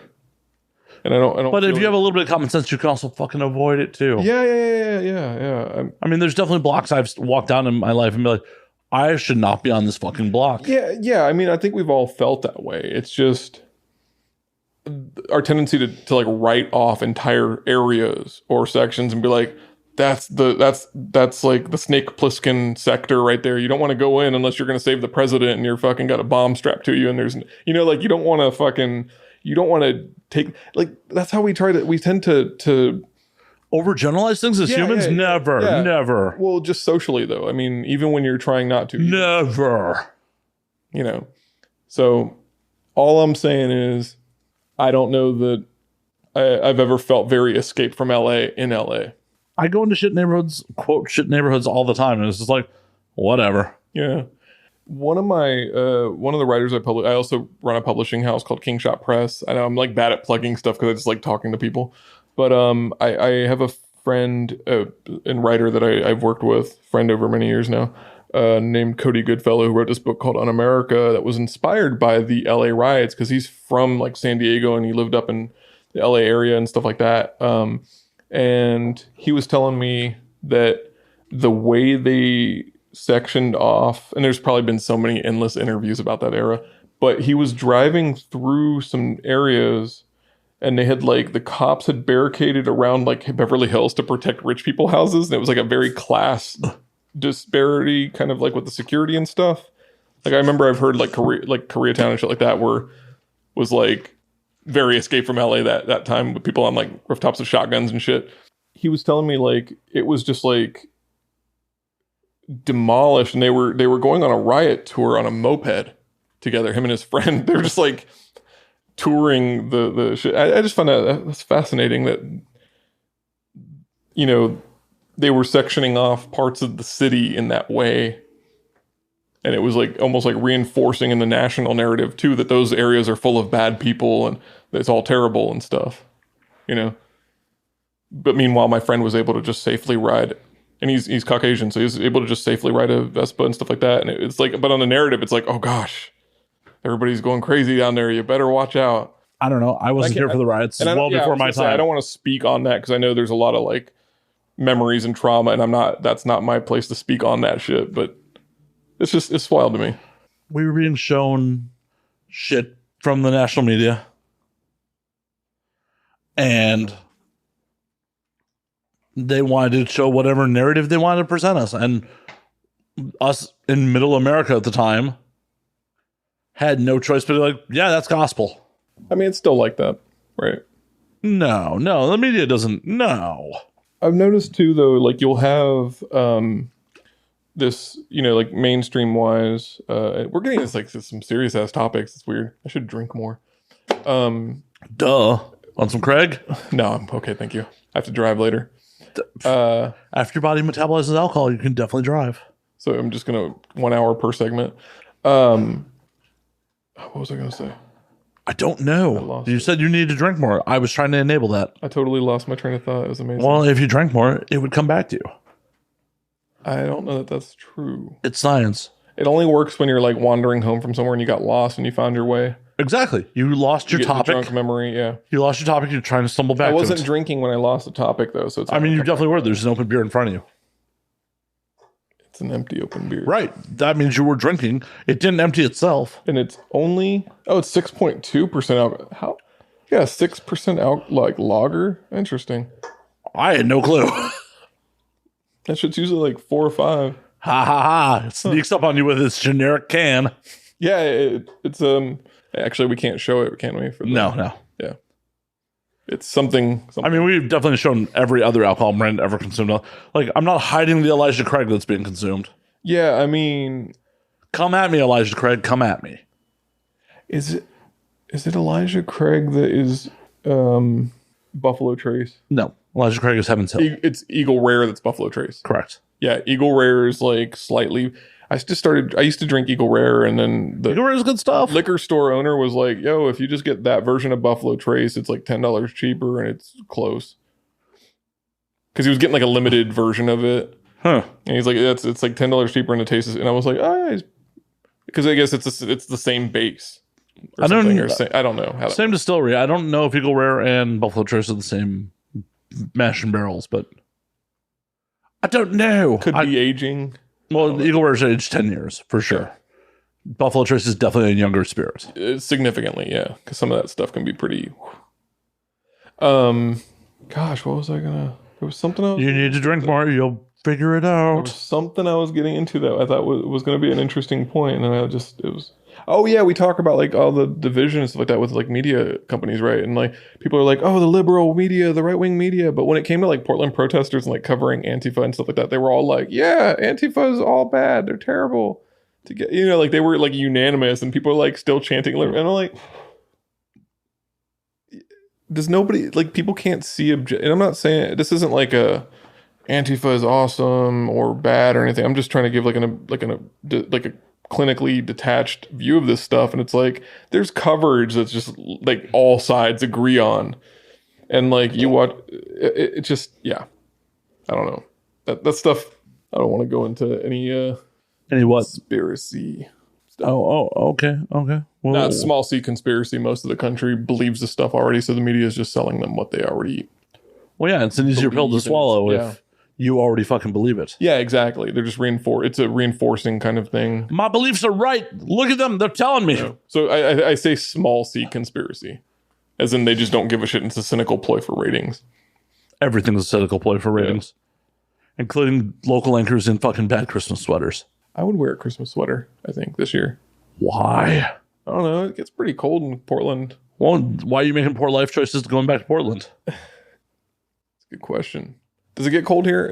I was here 50. in December. Down to like 50. That wasn't cold. That was like daytime warm. I mean, that's cold for LA. Chilly at night. Yeah, all my friends were like, "You're gonna be freezing when you leave LA because you're thinking 70 degrees isn't cold when you're in Portland, but it's freezing in LA, and we all wear hoodies." And I was like, "You're full of shit." And then 3 months later, I was like, "They're right. I'm cold." Yeah, your body acclimates to this shit real fast. Fucking cold. Some of the summer nights, I was like, "Oh my god, why am I so cold?" The temperature, it's like not. It's not even. I know I'm not cold, but I was like, I gotta wear a hoodie. You get acclimated to the shit. Yeah, you get acclimated. That was weird. Believe me. When I was still living in Chicago, I had friends that lived out here, and then they'd come back around winter and just be like, I am fucking dying. I'm like, you're bitch made. You used to fucking wear shorts during this shit. Yeah. And then I've gone back and been like, nope. I was wrong to make fun of you. But on the flip side of that, like I was walking out in 90-degree weather today, and I'm like, oh, this is fun. Yeah. I'm only like partially sweating. You know what I mean? Like it's also dry heat. Yeah. It's a positive, but still, like, even when I was in Greece, I didn't feel like overwhelmingly hot and stuff like that because I'd been living in LA for I came to Greece pre-tan, and now I've lost it because I didn't go outside in Greece. I just was working on stuff. But I came to Greece pre-tan, and I was like, fine. We had like a fucking 114 degree like heat wave. It's still dry heat and stuff like that, but it gets pretty. Because LA has a Mediterranean climate. Yeah, no, that's one of the attractive things about LA for me was that it felt like. I have a little bit of trauma with Greece because I was living there when the crisis hit and went from a recession into like a full-blown Great Depression kind of thing. And so I want to move back someday, but I don't want to like work there ever. I want to be, you know what I mean? I'd like to work remotely and live in Greece because I never ever want to be reliant on the Greek economy or Greek jobs in general ever again. And LA was like, oh, maybe I can live partially like in a Greek climate. And then I was like, oh wait, I would have to like, the job market's insanely competitive here and they want headshots for everything. Fuck that. Like, I don't want to, like, Portland, you can be ugly as shit and get a job. And, yeah, but you'd have to live in fucking Portland. Yeah, where everybody looks like they have the flu. Yeah, that's another thing too, is when I'm like, I fly, I'm like, I hate LA, but here's what I love about it. Right? Which means I've been here long enough now. And so every time I fly into LA, everyone's beautiful. And every time I fly into Portland, it looks like I'm at a fucking Star Trek convention where everybody's very elfy and then they look pale. They look like a Lord of the Rings. They all look like Legolas from Lord of the Rings, but not healthy. Like if he had like a skin disease and the flu. And I hate, I know there's people, I have friends in Portland are going to hear that and be like, fuck you, Mike. But I'm wrong. I'm not wrong. Like people are just prettier here. Well, yeah, because all the attractive people from all over the country are like, yeah. I'm coming to LA to make it. And it's not just because everybody here has work or anything, which they do. I mean, most people here do seem to get work done and stuff like that. But people come here and just, they've got a base that's already really nice as a person. And a lot of the work that's done is accenting that. I'm au natural, believe it or not. Au natural. As am I, for better or worse. Mostly for worse. Yep. Yeah, I gotta get some abs. I mean, they're under like 10, 20 pounds of fat. Dude, get this shit. For 3 months, I'll show you a picture later, but like, if you want to see. But I was like, I almost had fucking abs in the chest, and I was like in good shape. And then I went to Greece, and it just kept growing. Because I kept eating souvlaki, and I was like, this is so good, and I don't want to work out because it's so hot, and I don't have air conditioning, and I don't want to jog on these streets. They're uneven. And like, I just stopped doing anything related to being like healthy. I didn't even go to the beach. I went to the beach one time and I didn't swim because I was just working on shit. And it's okay to admit you can't swim. I can swim. I just don't like to. Oh, you'll admit you can swim, but you won't admit sex. Got it. How are those even like? They're both wet. Fair enough. That's the problem though. When you go swimming is when you when you're like dipping a cookie in milk, right? And your skin starts to prune up and dissolve, right? Like that's kind of what happens, isn't it? It's the same. It's all the same. It's all the same. I can see it. I completely derailed you. Sorry. Yeah, no, but so yeah, LA's got some things I like about. This is like the most vanilla podcast you've probably ever done. You're like, the worst it got was there was a vibrator talk and some splooge on the couch. Some splooge, a lot of splooge. Hey man, I'm not judging. That's probably what's on my pants right here. Oh, definitely. That's paint. That's my DNA. Yeah. Or someone else's. Yeah, probably. Multiple people have had sex on that couch. Some of them didn't even involve me. I might have had sex on that couch yesterday. By yourself? Does that count as sex? Technically. Maybe. Maybe not. I had your GoPro on, so just check your footage later. All right. Well, I just need to sign a model release real quick. Don't turn your Reservoir Dogs poster around. Did you call him Mr. Pink's back? Which one's Mr. Pink? Is that Harvey Keitel? No, it's Steve Buscemi. Oh, Steve Buscemi. Yeah. Oh my God. Just all your fucking cred out the fucking window right there on that. I'm sorry. I can list like the fucking cast, but I don't remember which one Mr. Pink is. My bad. I remember what's his name? Is it Tim Roth? Yes. Tim Roth has the fucking, there was like the undercover cop part where he's like talking about that and there's like the Thing in the background. I remember details about the movie, right? The Thing, like the Marvel comics, the Thing from the Fantastic Four. Yeah. Yeah. Like I've seen the movie. I remember little things, but I remember Steve Buscemi doesn't like to tip. Correct. You know, I've seen, my cred's there. Just might have dwindled because I'm not a fucking hardcore. The thing is, I never claimed to be a Reservoir Dogs like super fan. Remember characters' names doesn't make you a super fan. I think it does. There's a bunch of, they're all wearing fucking, like, they're all white dudes in fucking ties and like. Yeah, remembering a character's name doesn't make you a super fan. But when their character name is Mr. This or Mr. That. What, you remember Captain America, right? His name is Captain something. That's a pretty easy name to remember, though. So is Mr. Pink. How many captains are on the Avengers? There's like 2. Captain Marvel, Captain America. Yeah. Easy. There was one Mr. Pink who bitched about his name the whole fucking movie. Why do I get Mr. Pink? Right. Exactly. How do you not remember that? Fuck. Okay. Fair enough. Now you got me thinking about the Madonna monologue part too. Where Right. It was that Tarantino himself giving that, like, where he's like, and she, Yeah, she's a fuck machine. He's doing his like acting with his hands up. Acting. For those listening, I'm waving my hands in front of my face like a crazy person or like a Greek dude, and just yeah, exactly. So not remembering who Mr. Pink was, pretty painful. Shit, he kind of does that in Pulp Fiction too, but he's holding a cup of coffee and has his arm up, right? When he's like, yeah, I know how good my shit is. Yeah. Yeah, I buy the gourmet shit. Yeah. Oh, shit. Now I'm trying to... Does he do that in From Dusk Till Dawn? No, I don't think he does. He just stares at, like, Juliet something. Juliet something. From the Natural Born Killers. Juliet Lewis? Juliet Lewis, yeah. Why did I think she had 3 names? I'm sure she does. She just doesn't go by them. Yeah. But it's just like Tarantino creepily looking at her, which is, I think, how he directs, too. The Kill Bill, like, move the toe scene. What? The man loves feet. Yeah. No. There wasn't like a recent interview where like, no, that's just good direction. Yeah, that's why Margot Robbie's feet are up in fucking Once Upon a Time in Hollywood in a fucking movie theater. Yeah, that makes sense for the scene. Death Proof with On the Dash. Exactly. Yeah. Or Once Upon a Time in Hollywood on the dash. Yeah. Did you like that movie? I love that movie. I didn't like it the first time I watched it. Second and third, I tried to watch it a couple times on planes and stuff. It's grown on me dramatically, and I what didn't you like about it the first time? I watched it on a plane the first time, so I think I missed some details and stuff like that. But once I realized that Brad Pitt's character is a fucking evil motherfucker that murdered his wife. Allegedly. Yeah, he did it. And there's no way... This is why you didn't serve on the jury. And, yeah. When you see through the lens of him being this, like, almost like cold, emotionless creep, it's a fucking much better film. Like, he walks into every situation, and I was like, why would he be in these? But then once you realize he's almost like pathological, he's a much better character. Like, he's actually fucking great, and I like the movie now. You know, and it's satisfying to see him walk onto the ranch and like make the one dude change his tire, or like the, you know, at the end with the dog and stuff like that.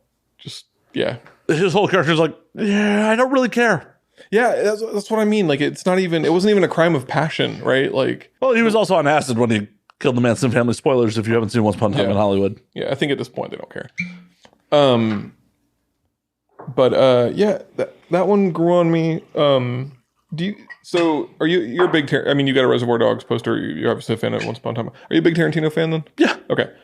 Do you feel like he got more interesting and better after Kill Bill, or he got worse because he's not doing stuff like Pulp Fiction anymore? I think he got different. Okay. I enjoy Inglourious Bastards. Django should have ended 20 minutes earlier than it did. But it's fucking awesome. Django's rad. Yeah. Django's rad. Christoph Waltz is just a great actor, so I'm happy. How do you feel about The Hateful Eight? So, Hateful Eight is probably one of my least favorites. Okay. I went and saw that on a road show showing. I did too. 70 millimeter. Yeah. Still got the fucking program there. I got it too.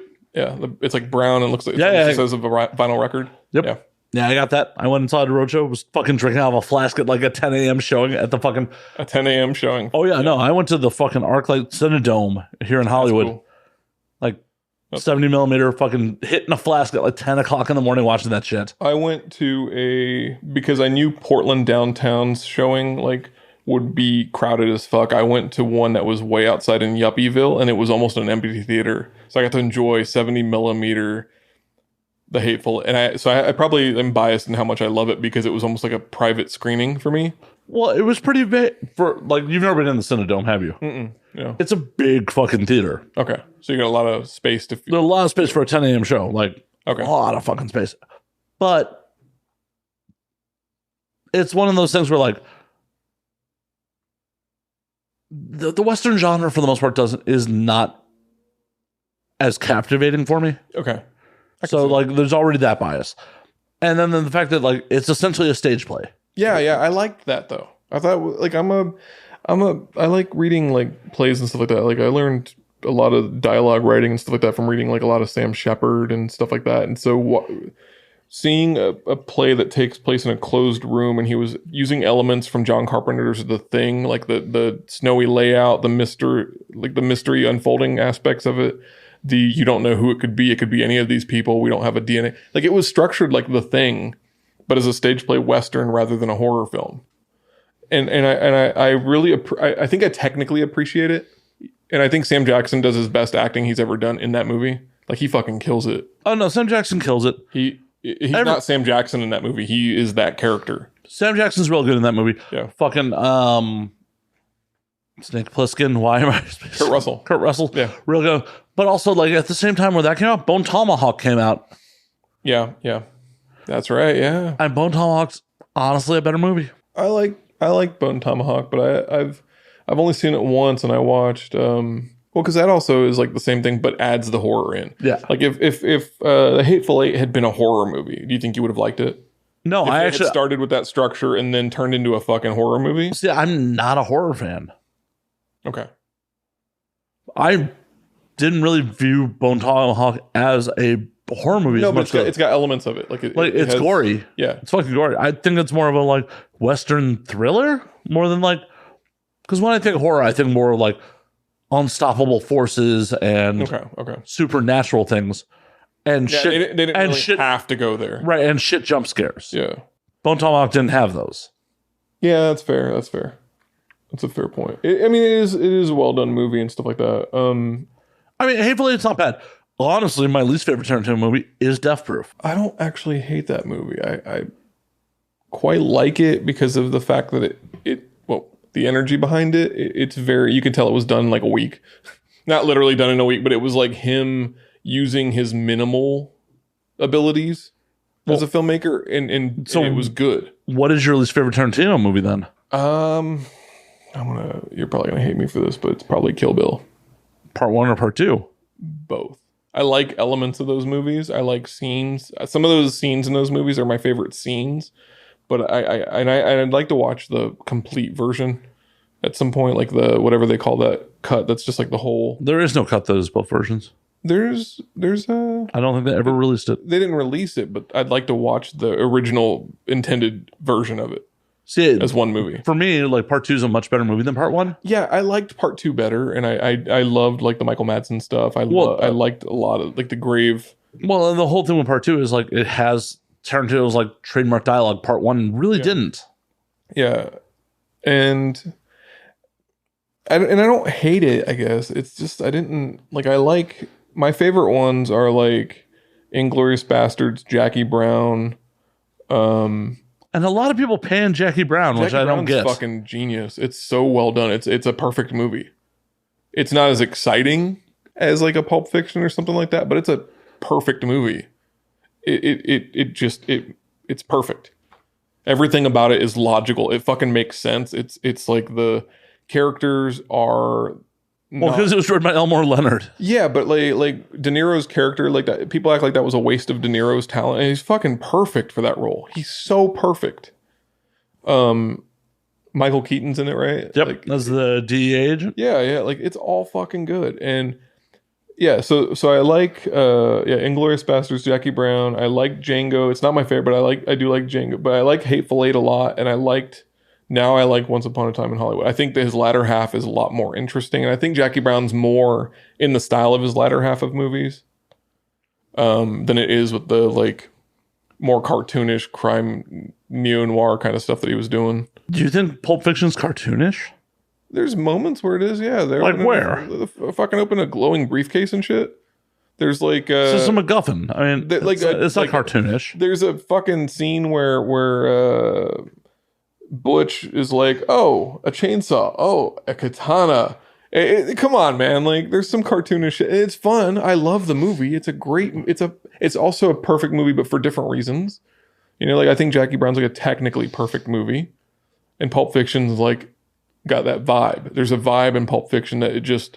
Well, Pulp Fiction was so super stylized. Yeah, but it all works. It's like everything I love about like Goddard films. Whatever the fuck his name is, movies is in Pulp Fiction, and he's updated it and it works. And he's made the like heist type stuff and the crime elements of those kind of movies, the French New Wave type shit, and he made them realistic and made it contemporary so you could watch it and you're getting the same rush that you get watching like Breathless or something. Like he fucking nailed that shit. But there's like a rawness to it, and there's a restraint to Pulp Fiction I also like. Like it's not as, this is weird to say that Pulp Fiction's not as hyper violent as like scenes in Reservoir Dogs or in Kill Bill especially. Well, it's definitely not as violent as Kill Bill. Kill Bill was all about the ultra violence. Yeah. But I mean, I do like Pulp Fiction. I think also it's one of those like Stairway to Heaven problems where you're like, of course it's a perfect song with a great solo and stuff like that, but it's been on the radio every fucking day, every hour of every day since it came out. I'm fatigued with Pulp Fiction. I'm sorry you have that problem. Yeah. Take a little blue pill and you'll get it right back up. So take some Viagra and watch Pulp Fiction? Yeah. What could go wrong? I mean, you'll find out in 4 hours. Pulp Fiction does have the best soundtrack, though, of all of his movies, I think. I mean, Jackie Brown has a really solid soundtrack. Yes, it does. But the Bouzouki style intro music, I don't remember what the fuck it's called. I mean, the Surf Rider or whatever. It's like the it's Surf Rider or some shit like that. It's iconic. You associate it with that the close-up scenes where they're getting fucked up and then driving around town. Bending the spoon and like that whole process. It's got a certain. Oh, and the dialogue is so sharp. It's actually it's very comic booky. Actually, the way the way everything is framed and shot, it feels like a comic. Maybe that's why I enjoy it so much. Yeah. I love Pulp Fiction. Yeah. But I also have I saw Pulp Fiction for the first time in theaters in a secondhand theater when I was 13. Oh shit! And I was taken there by friends. I had no idea what I was walking into. Like, two of my friends were like, "We're gonna go see this movie Pulp Fiction. You want to come with?" And it was a secondhand theater. I shouldn't have been allowed in. I was fucking 13. Yeah. And back in the 90s. Yeah. And then the Bring Out the Gimp scenes was like, my mind was blown. Oh man, man, the 90s though, for watching movies as like a teen, if you brought a parent to the cinema, they'd let you in. Oh, I just used to go to fucking movies I should not have been able to get into by myself. I saw Natural Born Killers in the theater. Mm-hmm. I saw Pulp Fiction in the theater. And Natural Born Killers was NC, you had to be fucking of age to get into Natural Born Killers. I theater hopped in. I respect that. Let's see, like, I'm very fortunate that when I wanted to, because I am a big horror fan. I've got like a few horror tattoos and stuff. My mom was cool enough when I was younger that she trusted me to be watching like shit that I wanted to, like she knew I was always a big movie buff because she worked on like a base and there was like a movie theater on Wright-Patterson Air Force Base in Dayton, Ohio, and I would go with her to work because she worked there. And I'd go to the cinema. I watched like the Star Wars re-releases in the 90s there and stuff like that. And when I was getting older and starting to get really into horror and stuff, she would just be like, yeah, I'll drop you off at the cinema. What time do you want me to pick you up? And I'd be like, I need you to tell them to let me in as my mom because it's an R movie. And right. It's got blood and guts and stuff like that. And she was totally cool because her mind, like boobs being on TV or a little bit of like violence and stuff like that wasn't a big deal because they'll show titties on screen in Greece after like 10 p.m. on broadcast television. Right. So it'd be like you're like on NBC and then suddenly boobs are out and you're like, oh, not like rated X shit or anything. Does it rated X still exist? But no, it does not. Like it'd be like, hard R kind of stuff and you'd be watching it. And so in her mind, I think she didn't see a problem because Americans are kind of prudish about ratings and what's 100% acceptable. Like it's weird to me to see the Disney Plus channel and then have like Iron Man 3 where Avengers Age of Ultron where Tony Stark like Robert Downey Jr. makes a joke, like a quip about giving like Rhodey a hand job or something like that when they're about fighting. He's like, if you do that, I'll give you. And I'm like, this is Disney. It's so weird to me because like that's Disney is the way it is because that's what Americans want. Right. Their kids and stuff like that. They go to like the Disney Channel for sanitized, yeah, like entertainment, like not this podcast. This podcast is very sanitized. The Disney version of this podcast would be about 3 minutes long. No, it wouldn't even make it past the intro. It would just be us going, it would be all the ums and hms and stuff like that, and everything else would be edited out. 3 minutes of that's my new podcast. 3 minutes of Oh, look, another one fell. Like that would have been and then be like Disney Plus. And not even the drinking part. Just another one fell. It'd be photoshopped in with like juice. Ecto Cooler. I don't know. The 90s were a different time. Like theater employees didn't give a fuck. I saw the fucking Crow in the theater. Oh man, that movie's perfect. It's got problems, but it's perfect. I mean, it killed the man. The tone, though, like the cinematography. Alex Proyas, right? No, it killed Brendan Lee. No. Alex Proyas, the director, right? Maybe. I think he did Dark City as well, if I remember correctly. But The Crow, there's something about that atmosphere, and I keep going back to that. I think like, like one of the highs of Pulp Fiction is the atmosphere of the movie. You are correct. Atmosphere of the movie. Yeah, what Alex Proyas does in The Crow and in Dark City is like it's like the Matrix before the Matrix kind of vibe, but it's all practical. I mean, The Crow's CGI, I think, but I mean, could you imagine they just have like some dude with a crow on a stick and they're just like pretending to flap? I mean, there's a little CGI, but yeah, it's just the crow flying scenes. I think they're CGI. Like a lot of it is very practical stuff, or just acting, and the lighting on that movie and The Crow was like his first feature-length film. I don't understand how we've had so many Daredevil movies or comic book movies where it's like dark, gritty, like Punisher type stuff, and they've never looked at The Crow and gone, "Wow, they nailed it on that." They nailed how to do this atmosphere. They really did. He also directed iRobot. Oh wow! And Gods of Egypt. What the fuck? Oh, Ooh, they probably weren't greenlighting anything. Wow, he has it's a real roller coaster of a career here. A whole bunch of shorts in between, but yeah, it's like weird. But have you seen Dark City? No, never heard of it.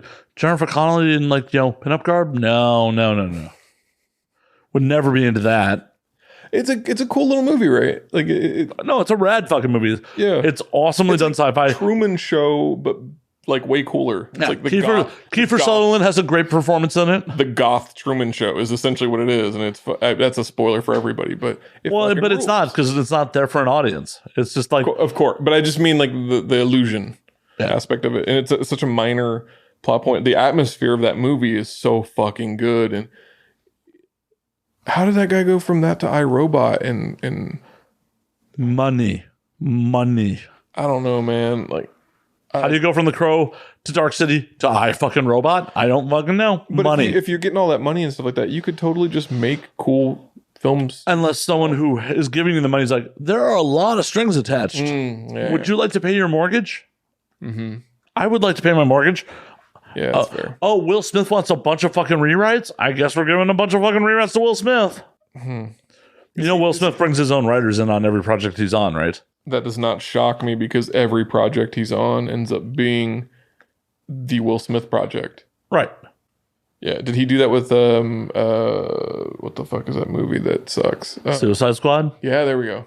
The movie that looks like it would have been awesome. Like, it did not look like it was going to be awesome on paper. No. The lighting the sets, and like when they're going into that cavern to like Indiana Jones, the whatever the shit.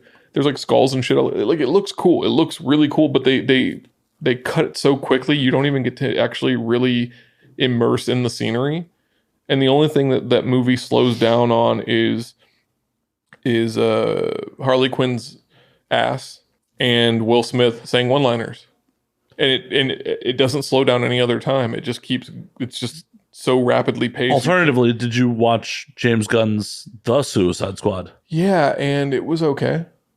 It was infinitely better than Suicide Squad. Yeah, it was more cohesive.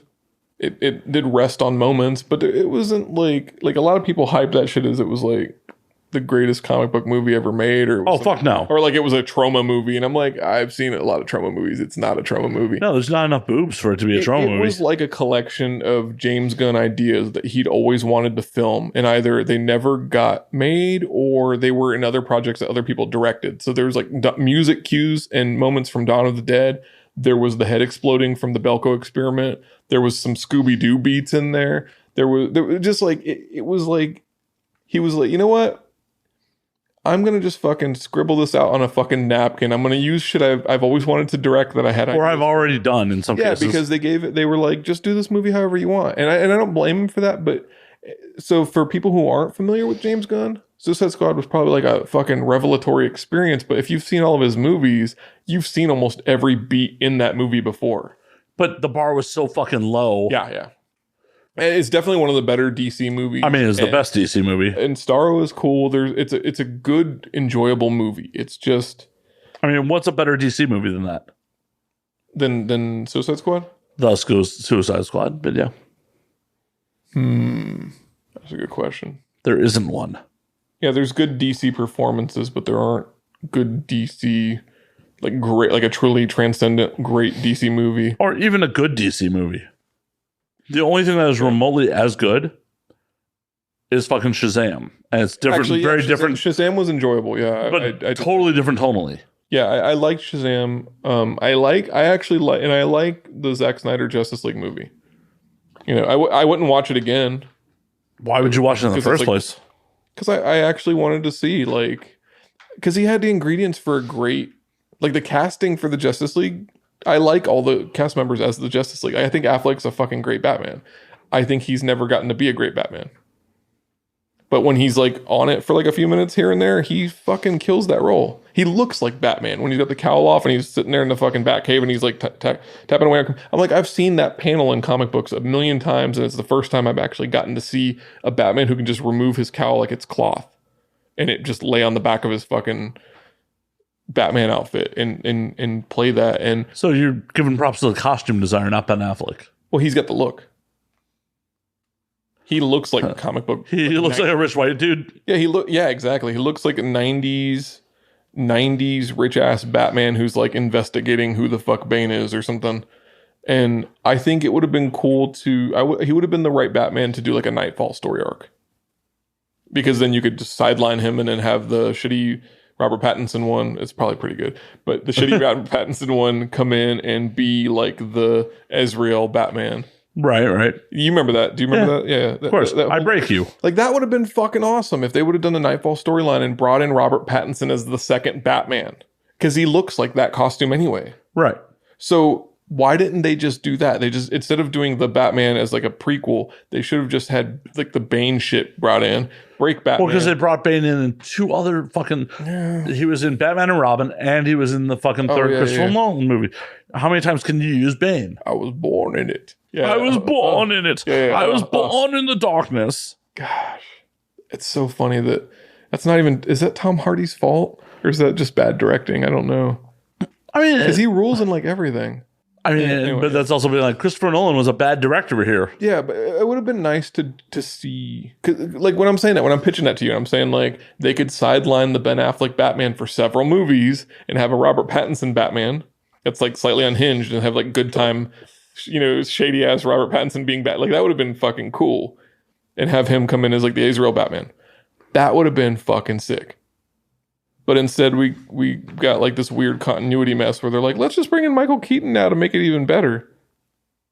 And I mean, that's going to probably be pretty cool. Time will tell. Because Michael Keaton has he done a bad movie since Multiplicity?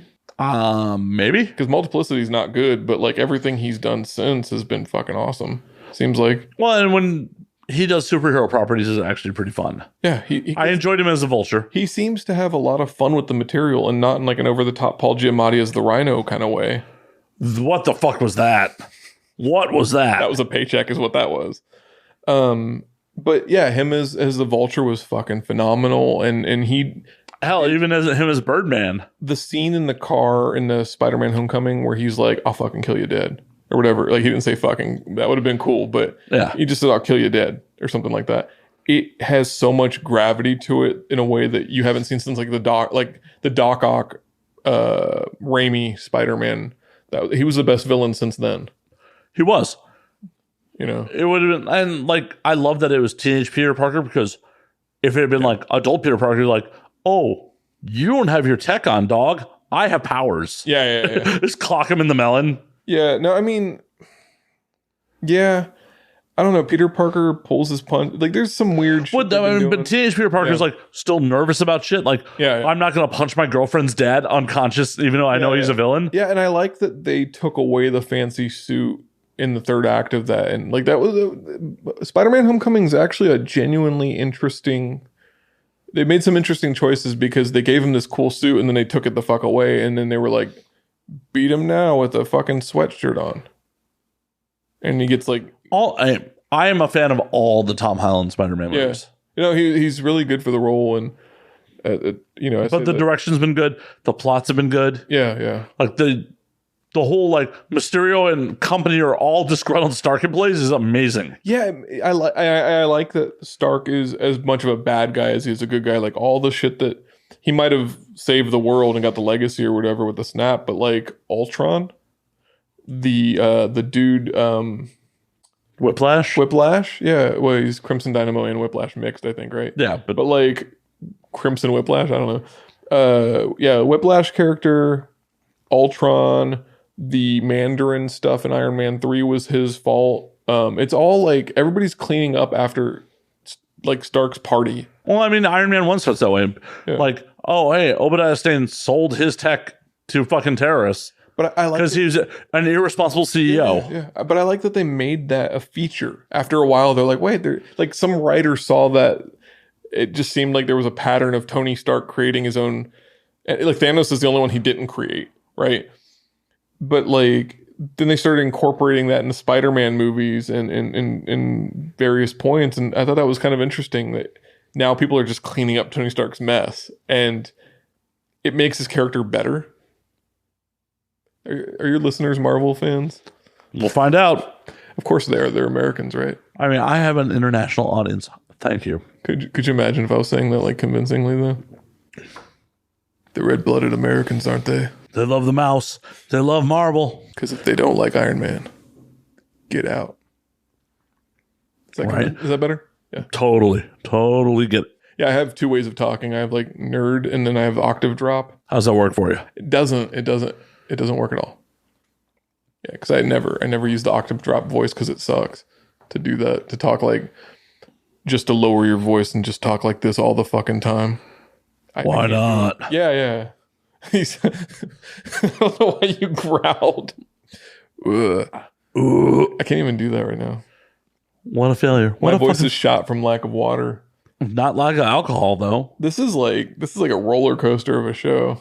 No, never. Marvel movies and but before we run out of time, I actually wanted to segue to your new book. Yeah. So that's interesting. Yeah, I was like, oh, there's something missing. So this is kind of a funny release. So this book came out called The Diary of a SoundCloud Rapper. The Secret Diary of a SoundCloud Rapper. Sorry. Can't even get the name of my own book correct. Good job on you. Drink more. Yeah, right. You're reaching for the beer. Go get another beer. Before you go do this talk, go grab a beer. All right. Go grab a beer. I'm going to grab a water. Beer. Okay, I'll grab a beer. You're on camera. You can't lie about it. And a water. Beer and a water. And he's back with a beer and a water. Yep. I told you I would. I'm a man of my word. I know. He honored his commitments earlier. All right. Hold on me. Oh, look at that satisfying pop. There we go. Okay. This new book, Secret Diary of a SoundCloud Rapper, and by this mysterious author named Young Stepdad, who may or may not be me. And on release, so when you're coming up with a pseudonymous.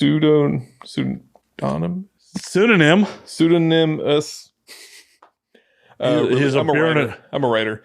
He uses words for a living, folks. Fuck, I can't even say it. Pseudonym? No, it's not pseudonym. It's when you're saying it's like a pseudonym. I can't even fucking do it. Drink more. Maybe it'll come to you. I just said it the other day. Anyway, Sure you when you're did. marketing a book that is written under a pseudonym, it's hard to get attention on it. So what we did was got like a couple dozen authors from a certain genre scene. It's called the Bizarro genre scene. It's like a Bizarro scene or whatever. I don't know. It's like weird fiction, Lynchian kind of stuff, just like the cult section of the video store kind of shit. All right. Which is where you would linger, I feel like. That's not pornography. No, it's not. But there's some porn in it. Anyway, we got a bunch of authors to come forth claiming their new book just came out. And it caused some confusion for a couple weeks, which is kind of cool. But it got people talking about a book that was written under a pseudonym that the author can't just promote. And, you know, I haven't been excited about a book release in a long time, you know, because being an indie publisher and being a writer as well, it's easy to, and it's probably like this in fucking Hollywood, where it's like most of the people you see get deals, it was a lateral financial move for them because they went to like the right school or the right, you know, got the right connections kind of thing. And, you know, class tends to reinforce class. And so I don't get excited when somebody's like, I got a book deal. I got the book deal. I'm like, yeah, but your dad's rich. I don't get excited about that shit because that's the story more often than not. And so when this book comes out, and I'm kind of jaded at this point after like almost 8 years of trying to do shit in an indie scene, we got people talking about this book in a way that was like fun, because they're like, who is it? There was like people posting some like posts and speculations of like, well, it could be this guy. Like I was shared by the cover designer and the publisher themselves, and I wrote a fucking blog post prior to the midnight release and stuff like that. And people were still like, even though all signs point to Michael, it's probably this other guy. And I kind of love that. That the other guy just makes like one quick Facebook post, like, yeah, I think I wrote this book, and just like leaves it at that. And that's as convincing as me having actually put a story to what I was doing and why. And the book's fun. It's like a departure from my writing. Like it's a diary. It's written like there's jerking off in it, and there's like weird. Oh, you have had sex? Yeah. Hold on. I mean, just with yourself. Hold on. There's let me. Can I read an excerpt? Is that cool? Mean, sure. All right, give me just 2 seconds here to find. Oh my God, I'm just reading on this podcast now. I promise you, it's still not educational. No, it's going to just be like a sentence. A sentence he wrote but cannot remember. I watch a hummingbird eat a bug outside my bedroom window, and it turns me on. Like if I could physically shrink myself down to a miniature size, I might attempt to initiate romantic relations with the bird. Then again, I've had similar thoughts about other egg-laying animals. Maybe I'm sexually attracted to eggs. So I got this is funny because it's a screenshot from one of my friends of the book, which is why I wanted to share it. And she goes, my boyfriend read this and it makes him want to hit people. And I was like, that's a good reaction. She goes, also, you didn't write this. And I was like, come on. I can write all kinds of shit. You know, just because it's under a pseudonym and it's different from my normal, you know, kind of neo-noir style of writing doesn't mean that I didn't. It just means that's why it's got a pseudonym. Right. The character wrote this. Yeah. Like David Lynch did the straight story. It's different. You know, it's a departure for him. He almost directed a Star Wars movie. Like that would have been fucking weird, right? Oh, David Lynch Star Wars? Yeah, that would be weird. So it's not like people who have a specific style can't. The Alex Proyas directing fucking Dark City and The Crow, which are similar, like a similar aesthetic, and then going and directing iRobot. Right. Which is fucking weird, like dumb. I actually want to go through, not to derail, but go back and like see who his director of photography were. When it just like, did they leave? Yeah, does DP leave and like, well, this is what I'm stuck with. Fuck. But like, yeah, it's exciting to have a mystery around a book release and it to be like an indie thing. There's no bullshit big five stuff. It's just, and I'm, you know, I don't know. I'm just pretty excited about that. I love that people are like, you didn't do this, and I'm like. But didn't I? Didn't I? Yeah, it's like, didn't I? Or they'll be like, oh yeah, you definitely. And I'm like, did I though? Like, I love that aspect of it, right? And yeah, it confuses the shit out of people, but I think that's a good confusion. And I don't get like, books are fucking boring. Readings are boring. This shit is boring, like, to a lot of people. Only like hard people who already write are the ones who are reading. It's like going to an open mic. With this kind of it's shit. Only other comics there. Yeah, exactly. It fucking exactly. And that to have people who aren't writers asking this question and being like, what the fuck is this? Like that's a cool thing for like a moment, just to kind of break the monotony of indie releases. And I hate to say indie, but it's just like, we're like the fucking... You're not Random House. Yeah, we're underground bands. You know what I mean? Like it's hard to get fucking attention on it. You're just doing bars and small venues and opening acts like that. You're not doing you're piggybacking off of bigger things just to survive. And so, yeah, it's exciting to have a book like that. And I wish I had a copy to show you, but I have been in Greece for 3 months. So I don't have... I'm also illiterate, so it's fine. Yeah, all my shit's in Portland. So... or in a van down by the river. Yeah, but if you it's funny that the content of what I just read you was like way more risque than anything. Well, no, the question is, when did you first realize that you were sexually attracted to egg-laying creatures? Well, it's not me, it's in character, right? Like, well, when did your character first decide that? The diary entries aren't dated. So, well, yeah, but you've created the background, so if I'm interviewing the character, where did the character decide that? Am I supposed to go and like, should I go get some tattoos and like some weird hair and shit and go like full SoundCloud or TikTok? I mean, whatever you got to do. I'm just saying. Yeah. When did that happen? I mean, like what, like 3? How does that happen? 3-4 years ago.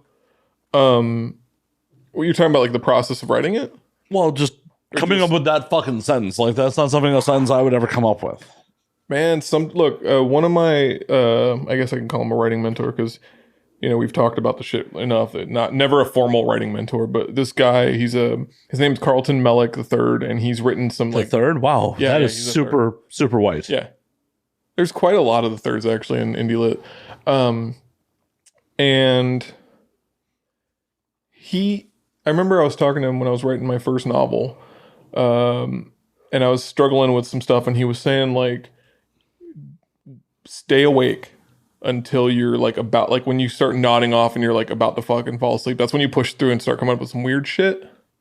And this is a guy, just for preface, he's written books like the Baby Jesus Butt Plug. And yeah, I know. Yeah. This is more content for your... I should have been talking about Bizarro Fiction here. I'm not really their ambassador. I was always adjacent to that scene, but I plug in and hang out with some people and stuff like that. And they're into like weird shit. They have his first novel was called Satan Burger. The second book was called Electric Jesus Corpse, and it's like about it's like Jesus in a disco suit with like a fucking bottomless martini that gives eternal life. Yeah, it's fucking weird. This is shit like from 20 years ago. It's fucking rad. Yeah. I mean, that's why I read it. I read it at 19. I was like, fuck yeah. And I managed to like kind of weasel my way into befriending this dude. Anyways, his advice was just like, yeah, when you feel like you're going to fall asleep, like a lot of people say you should write in the morning when you're fresh and you don't have a lot of feedback and you've gotten a like proper REM cycle sleep and stuff like that, and you're going to be creatively open. But his advice was you need to let go, right? So you want to stay awake. And when you're feeling sleepy, you push through and you'll come up with like the weirdest scenes and surprising things that will surprise you. And if you write sentences that are surprising you, then they'll surprise the reader. And there's a lot of shit like that in this book. I try to employ that. Just go, okay, I'm going to sleep deprive myself. It's probably why I passed out on your fucking couch for 8 hours yesterday. I blame that on the meats and the beers. That too. I had the meat sweats as well. And Australian malt liquor. But that creatively, yeah, coming up with stuff. That's my dinner alarm. Sorry about that. I forget to eat. All right. That got really serious, and I'm just like, yeah, I just forget to eat.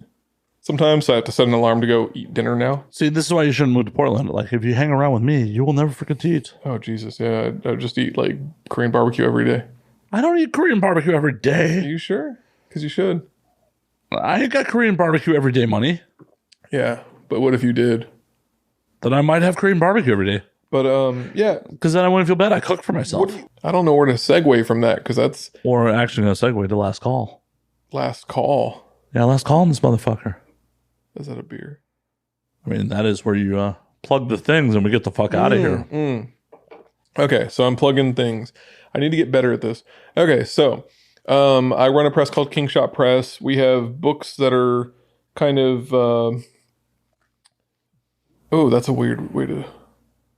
We publish kind of like left of center, very weird and interesting books. If you like monster movies and alt rap and 80s hardcore music and shit that you'd find in the cult section of the video store, I guess, you'd probably like what we do. It's kingshotpress.com.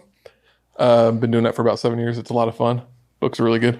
And then I've got this new book, Secret Diary of a SoundCloud Rapper by Young Stepdad, which is my rapper name.